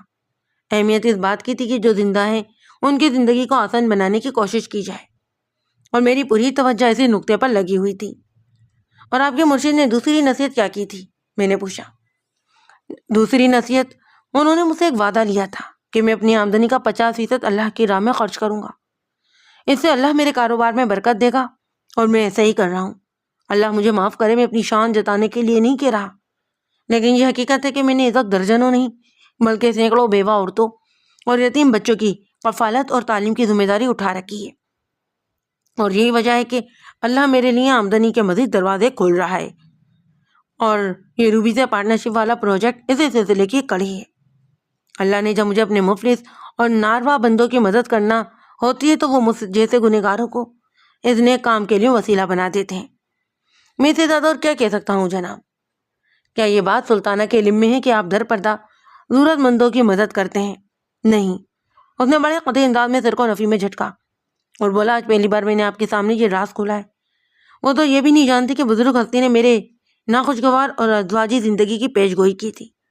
مجھے اپنی ازواجی زندگی کو بھی بچانا ہے اور اپنے مشن کو بھی جاری رکھنا ہے، اور اس سلسلے میں آپ میری مدد بھی کریں گے۔ میں نے ایک نہایت اہم سوال کیا، کیا اس بحران کے حوالے سے آپ نے اپنے مرشد سے مشورہ کرنا ضروری نہیں سمجھا؟ وہ بزرگ ہستی دنیا سے پردہ فرما چکی ہے۔ وہ دکھی لہجے میں بولا، میں کچھ عرصہ پہلے ہی اپنے مسائل کے حل کے لیے شیخو پورہ گیا تاکہ اپنی موجودہ صورتحال سے انہیں آگاہ کر سکوں، اور جب ہی پتہ چلا کہ مجھے نشان منزل دکھانے والا چراغ گل ہو چکا ہے۔ وہ بڑی رنجیدہ انداز میں رکا تھا، اور اب مجھے اپنے تمامی بحرانوں سے خود ہی نپٹنا ہے، چاہے وہ سلطانہ کی بد دماغی ہو یا پھر ریاست علی کا پھیلایا ہوا شر۔ یہ ریاست علی تو آپ کا کبھی دوست ہوا کرتا تھا نا، پھر وہ ایسی خطرناک دشمنی پر کیوں اترا ہوا ہے؟ سلطانہ مجھے بتا چکی تھی کہ وہ ریاست علی کی فراہم کردہ معلومات پر ہی سرگرم عمل ہوئی تھی، اور اپنی تحقیق سے اس نے یہ پتہ چلا لیا تھا کہ رئیس شاہ عنقریب اسے طلاق دے کر روبی سے شادی کرنے والا ہے۔ اس کا مطلب تھا وہ مسلسل ریاست سے رابطے میں تھی۔ اگر رئیس شاہ کے پیش کردہ دلائل پر ہمدردی سے غور کیا جاتا تو یہ کہا جا سکتا تھا کہ سلطانہ ریاست علی کے بہکاوے میں آ کر یہ سب کچھ کر رہی تھی۔ اسی نقطے کی وضاحت کے لیے میں نے رئیس شاہ سے سوال کیا۔ بڑی ہی سیدھی اور آسان سی بات تو یہ ہے کہ وہ بدبخت مجھ سے اور میری ترقی سے جلتا ہے۔ میں نے جب اسے نگینے لینا بند کیے اور اپنے کلائنٹس کو بھی اس کی دکان پر جانے سے روک دیا تو اس نے مجھ سے شدید ترین جھگڑا کیا۔ بس جبھی سے وہ میرا دشمن ہو گیا اور اب اس نادان سلطانہ کی ڈوریاں ہلا کر وہ اپنی دشمنی نکال رہا ہے۔ کیا میں جان سکتا ہوں کہ آپ نے ریاست علی کے ساتھ اپنے کاروباری معاملات ختم کیوں کیے؟ میں نے تیز لہجے میں سوال کیا۔ وہ گہری سنجیدگی سے بولا، کیوں نہیں بیگ صاحب، آپ میرے بھی وکیل ہیں۔ کہتے ہیں کہ وکیل اور مالک سے کچھ بھی چھپانا نہیں چاہیے ورنہ اپنے ہی نقصان ہوتا ہے۔ میں نے کہا، تو پھر بتائیے نا۔ اس نے بتایا، میں نے ریاست علی کی بے ایمانی اور دھوکہ دہی کی وجہ سے معاملات ختم کیے تھے۔ اس نے اپنی دکان کے پچھلے حصے میں ایک بھٹی لگا رکھی ہے جہاں وہ زیورات کی میکنگ کے علاوہ نقلی نگینے بھی تیار کرتا ہے۔ وہ اس شعبے کا پرانا اور گاہک آدمی ہے، سارے ہی گورگندوں سے اچھی طرح واقف ہے۔ عام کرسٹل کو مختلف طریقوں سے گزار کر اور بھٹی کی آگ دکھا کر وہ آرٹیفیشل نیلم، یاقوت، ہیرا اور زمرد تیار کرنے کا ماہر ہے۔ اس نے میرے ساتھ بھی فراڈ شروع کر دیا۔ جب میں نے اس کی یہ بدماشی پکڑ لی تو اس نے الٹا مجھے پر ملبہ ڈال دیا۔ ایک تو اس نے یہ الزام لگایا کہ میں نے نگینہ بدل دیا ہے اور اس کے ساتھ ہی پوری مارکیٹ میں میرے خلاف پروپیگنڈا بھی شروع کر دیا کہ میں نقلی جوہرات تیار کر کے فروخت کرتا ہوں۔ آپ جانتے ہیں کہ جب چور کی چوری پکڑی جاتی ہے تو وہ کس طرح شور مچاتا ہے اور بل بلاتا ہے۔ ریاست علی بھی زخمی سانپ کے مانند بس کھول رہا ہے۔ اچھا، تو اصل صورتحال یہ ہے۔ اب تو واقعی بڑی سنگین سچویشن میں گرے ہوئے ہیں، میں نے گہری سانس لیتے ہوئے کہا۔ اس نے کہا، بیگ صاحب، میں نے آپ کو سبھی کچھ 16 آنے سچ بتا دیا ہے۔ اگر کسی بھی مرحلے پر میرا بیان کردہ ایک لفظ بھی غلط ثابت ہو تو آپ ایک جج کی حیثیت سے مجھے جو چاہیں سزا سنا سکتے ہیں، میں اس تک نہیں کروں گا۔ میں نے پوچھا، اچھا یہ بتائیں، اگر سلطانہ کسی بھی طرح اپنی ضد سے باز نہیں آئی اور آپ کی زندگی سے نکل جاتی ہے تو اس کے عمل سے آپ کو نقصان کیا ہوگا؟ میرے لیے دنیاوی نقصان کی کوئی اہمیت نہیں ہے۔ اس فیصلے کے بعد میری ساکھ کو یقیناً ایک دھچکا تو لگے گا، لیکن مجھے اس کی بھی پرواہ نہیں۔ میرے نزدیک سب سے مقدم اور قیمتی وہ عہدہ ہے جو میں نے اپنی بزرگ ہستی سے کر رکھا ہے، یا یوں کہہ لیں کہ جو ان کی نصیحت تھی۔ اگر میں شادی کروں تو اب اس عورت کے ساتھ زندگی کی آخری سانس تک نبھا کروں، اپنی زندگی کی آخری سانس تک، یا اس کی زندگی کی آخری سانس تک۔ وہ تھوڑی دیر کے لیے رکا، پھر بڑی امید بھری نظر سے مجھے دیکھا اور بولا، اگر سلطانہ اپنی ضد سے باز نہ آئی تو قسم سے پیدا کرنے والے کی، میں اپنے مرشد کے سامنے خود کو شرمندہ نہیں ہونے دوں گا، چاہے مجھے اس مقصد کو حاصل کرنے کے لیے کتنا ہی سنگین قدم کیوں نہ اٹھانا پڑے۔ میں نے الجھی نظر سے اس کی طرف دیکھا، میں کچھ سمجھا نہیں شاہ جی۔ وہ چٹانی لہجے میں بولا، بیگ صاحب، میرے پاس دولت کی کوئی کمی نہیں، 10-20 ہزار کے عوض خطرناک سے خطرناک کام کرنے والے مل جاتے ہیں۔ سلطانہ کو پوری زندگی میرے ساتھ میری بیوی کی حیثیت میں اب گزارنی ہوگی، بصورت دیگر اس کے حق میں ڈگری ہونے سے پہلے ہی۔ وہ سیدھا سلطانہ کو اجرتی قاتل سے ٹھکانے لگانے کی بات کر رہا تھا۔ میں نے تسلی آمیز انداز میں کہا، شاہ جی، آپ اتنے جذباتی نہ ہو، میں سلطانہ کو ہینڈل کر لوں گا۔ میں بھی یہی چاہتا ہوں، وہ اپنی ضد سے باز آ جائے اور مجھے ندامت سے بچا لے۔ وہ ایک دم نارمل ہوتے ہوئے بولا، جب میں اس کی ہر خواہش، ہر ضرورت اور ہر مطالبے کو تحریری اور عملی شکل میں پورا کرنے کو تیار ہوں تو وہ پھر میرے دشمن کے بہکاوے میں آ کر اپنے آشیانے اور میری عاقبت کو خراب کرنے پر کیوں تلی ہوئی ہے؟ دیکھیں شاہ جی، میں نے صاف گوئی کا مظاہرہ کرتے ہوئے کہا، میں اپنی سے پوری کوشش کروں گا آپ لوگوں کا گھر اور زندگیاں برباد ہونے سے بچ جائے، لیکن کیا؟ وہ میری بات پوری ہونے سے پہلے ہی بول اٹھا، لیکن یہ کہ اس سلسلے میں مجھے آپ کی طرف سے فری ہینڈ چاہیے ہوگا۔ کیسا فری ہینڈ؟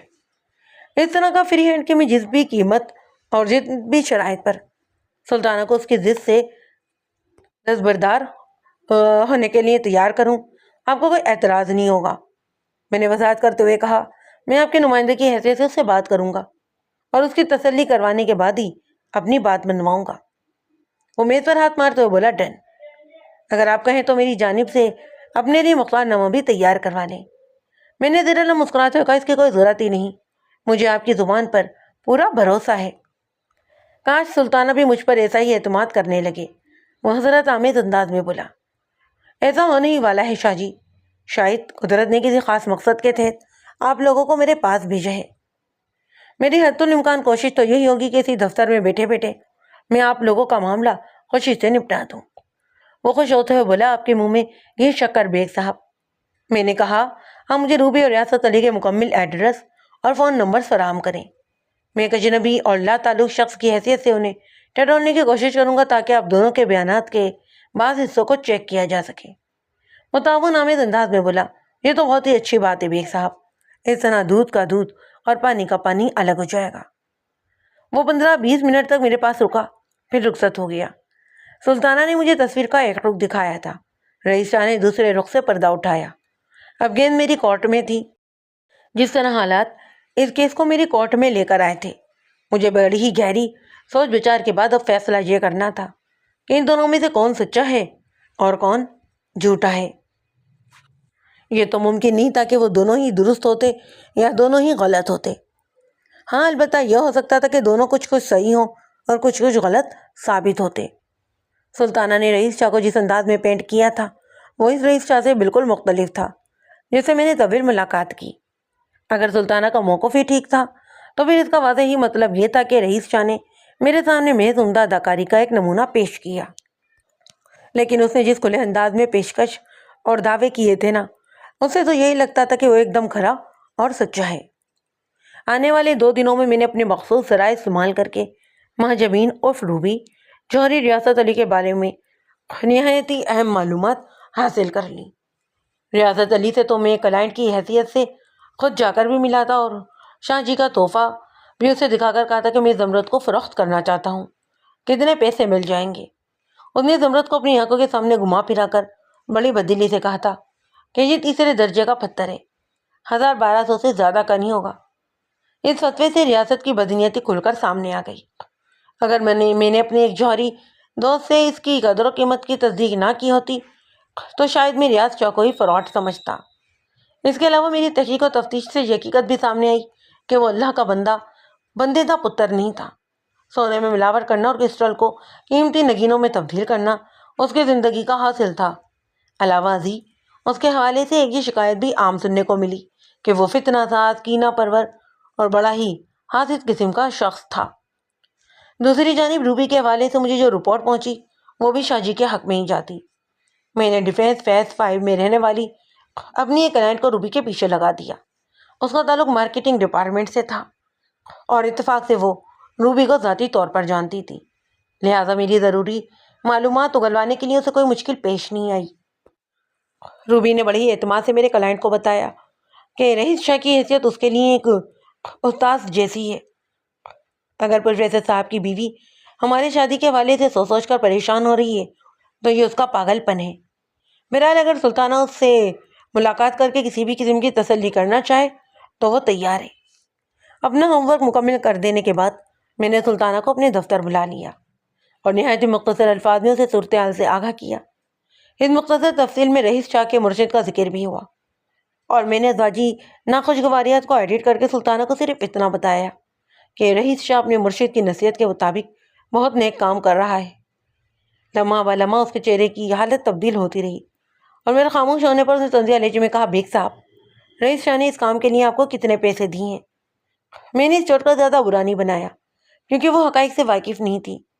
اس سچویشن میں وہ کوئی ایسی سخت بات کر سکتی تھی۔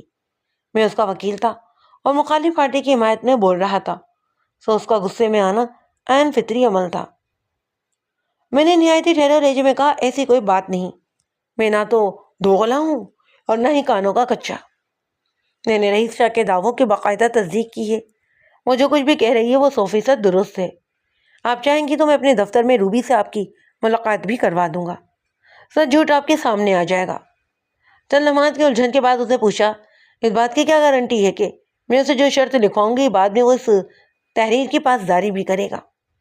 آپ دونوں کے درمیان ہونے والا یہ تحریری معاہدہ پکے کاغذات پر میری وکالت میں تیار کیا جائے گا۔ میں دستاویزات کی ورڈنگ ایسی رکھوں گا کہ اس کے فرار کے تمام ہی راستے بند ہو جائیں گے۔ آپ اس سلسلے میں بالکل بے فکر ہو جائیں۔ تب تو ٹھیک ہے، میں نے کہا، گواہوں کے ذیل میں میں ایک نام روبی کا بھی ڈالوں گا تاکہ کام پکا ہو جائے۔ اس معاہدے میں روبی کی حیثیت ایک گواہ کی سی ہو، وہ خود اس کی خلاف ورزی کیسے کر سکے گی؟ بیگ صاحب، یہ تو آپ بڑا ہی زبردست کام کر رہے ہیں، وہ مطمئن لہجے میں بولی۔ اب تو یقین آ گیا نا کہ میں آپ ہی کا وکیل ہوں؟ جی ہاں، بالکل بالکل، وہ خجلان آمیز انداز میں بولی۔ میں نے کہا میری اب تک کی تحقیق سے یہی سچائی سامنے آئی ہے کہ رئیس شاہ اتنا برا شخص نہیں جتنا ریاست علی نے اسے بنا کر آپ کے سامنے پیش کیا ہے، جبکہ ریاست کا کردار بڑا ہی منفی اور آگ لگا دینے والا ہے۔ میرے اس تلخ مگر مبنی بھر حقیقت تبصرے پر وہ منہ سے کچھ نہ بولی۔ میری آنکھوں میں دیکھتے وہ بڑی اضراری انداز میں اپنے گلاب ہونٹوں کو کاٹنے لگی۔ مجھ سے یہ ظلم نہ دیکھا گیا تو میں نے جلدی سے کہا، اب آپ وہ تمامی شرائط اور مطالبات مجھے نوٹ کروا دیں جو آپ رئیس شاہ کے سامنے رکھنا چاہتی ہیں۔ وہ میرے سوال کے جواب میں سوچ سوچ کر اپنے تحفظات اور مطالبات مجھے نوٹ کروانے لگی۔ جب اس کی فرمائشی فہرست مکمل ہو گئی تو میں نے کہا، اب یہ تو طے ہے کہ جو کیس خلا کے لیے عدالت میں آپ کی طرف سے دائر کیا گیا تھا اسے ہم واپس لے رہے ہیں۔ ظاہر ہے اس ایگریمنٹ کے بعد کیس چلنے کا کوئی جواز ہی باقی نہیں رہتا، وہ ٹھہرے ہوئے لہجے میں بولی۔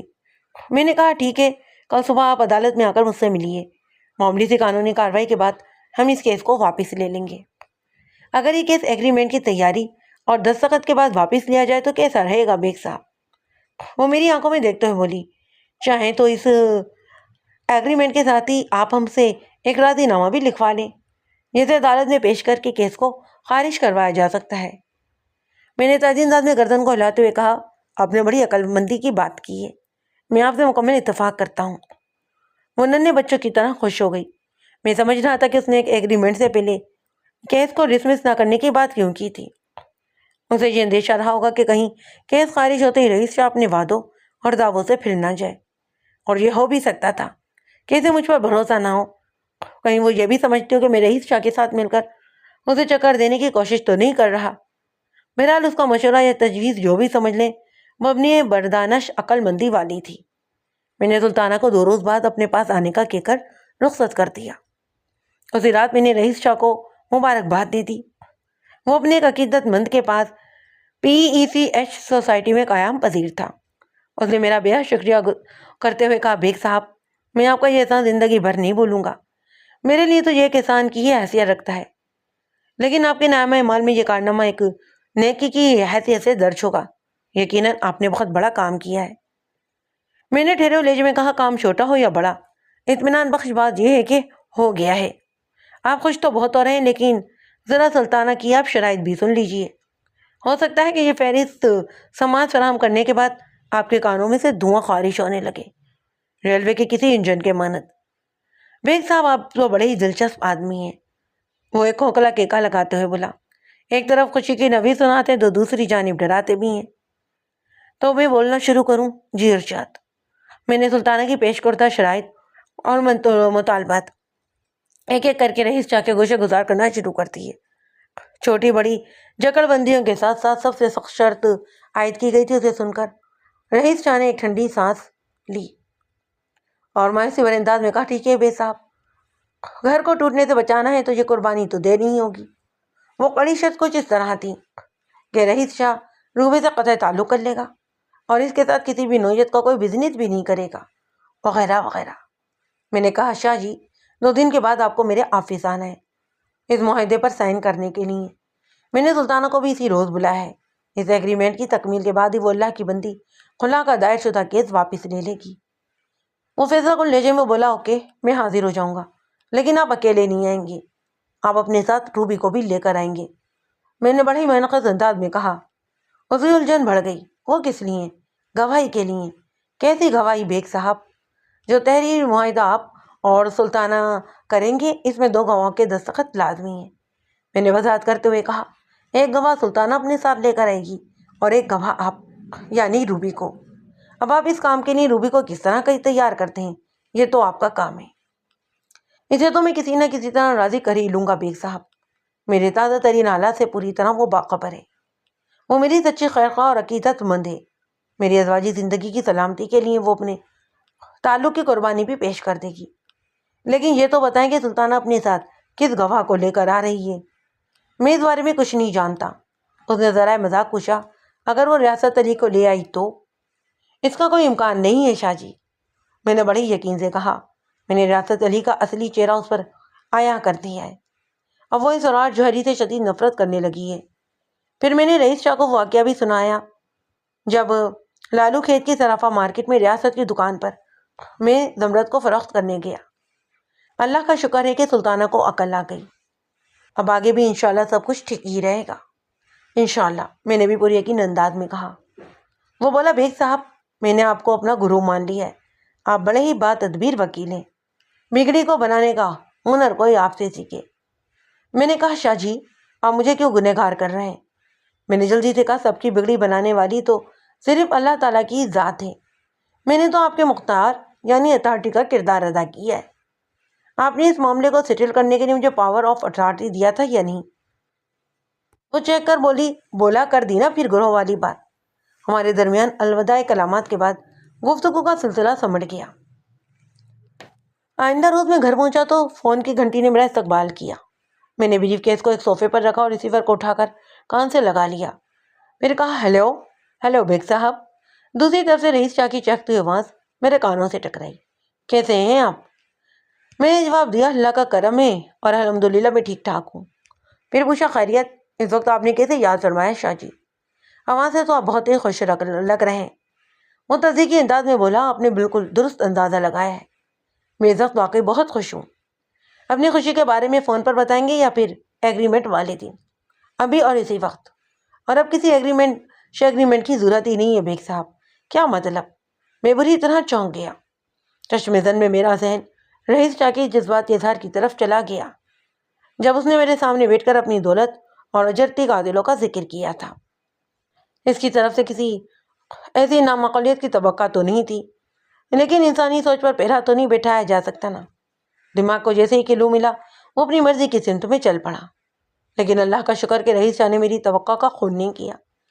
میرے سوال کے جواب میں اس نے بتایا، میں اس وقت اپنے گلشن اقبال والے بنگلے سے آپ کو فون کر رہا ہوں، سلطانہ بھی میرے ساتھ ہے، اور یہ الفاظ اسی کے ہیں کہ اب ہمیں ایک ہی چھت کے نیچے زندگی گزارنے کے لیے کسی تحریری معاہدے کی ضرورت ہی نہیں۔ تو گویا آپ اپنے گھر میں واپس آ گئے۔ جی ہاں، بالکل یہی بات ہے۔ میں پوچھے بنا نہ رہ سکا، یہ انقلاب کس طرح برپا ہوا ہے؟ یہ سب انہی بزرگ کا کمال ہے جن کی صحبت میں نے تربیت حاصل کی تھی۔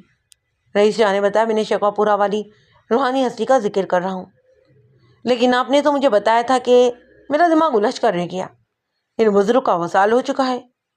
میں نے آپ سے کچھ غلط نہیں کہا تھا بیگ صاحب، لیکن گزشتہ رات وہی بزرگ سلطانہ کے خواب میں آئے اور انہوں نے اسے زندگی کے اسرار اور باریکیوں کے بارے میں بہت سی اہم باتیں سمجھائی ہیں۔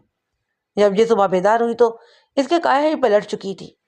یہ آج کا پورا ہی دن مجھے ممکنہ جگہوں پر تلاش کرتی پھری، یہ جو کہ میرے اکثر عقیدت مندوں سے بھی واقف تھی، لہٰذا اس نے بالآخر مجھے ڈھونڈ نکالا۔ یہ زندگی کی حقیقت کو پا گئی ہے، اور اسی کے پرزور اصرار پر میں آپ سے درخواست کرتا ہوں کہ اس ایگریمنٹ کا خیال دل سے نکال دیں اور ہمارے حق میں دعا کریں کہ آئندہ کبھی ایسی صورتحال سے سامنا ہی نہ ہو۔ لمحے بھر کے لیے وہ رکا، پھر اضافہ کرتے ہوئے بولا، انشاءاللہ جلد ملاقات ہوگی، انشاءاللہ۔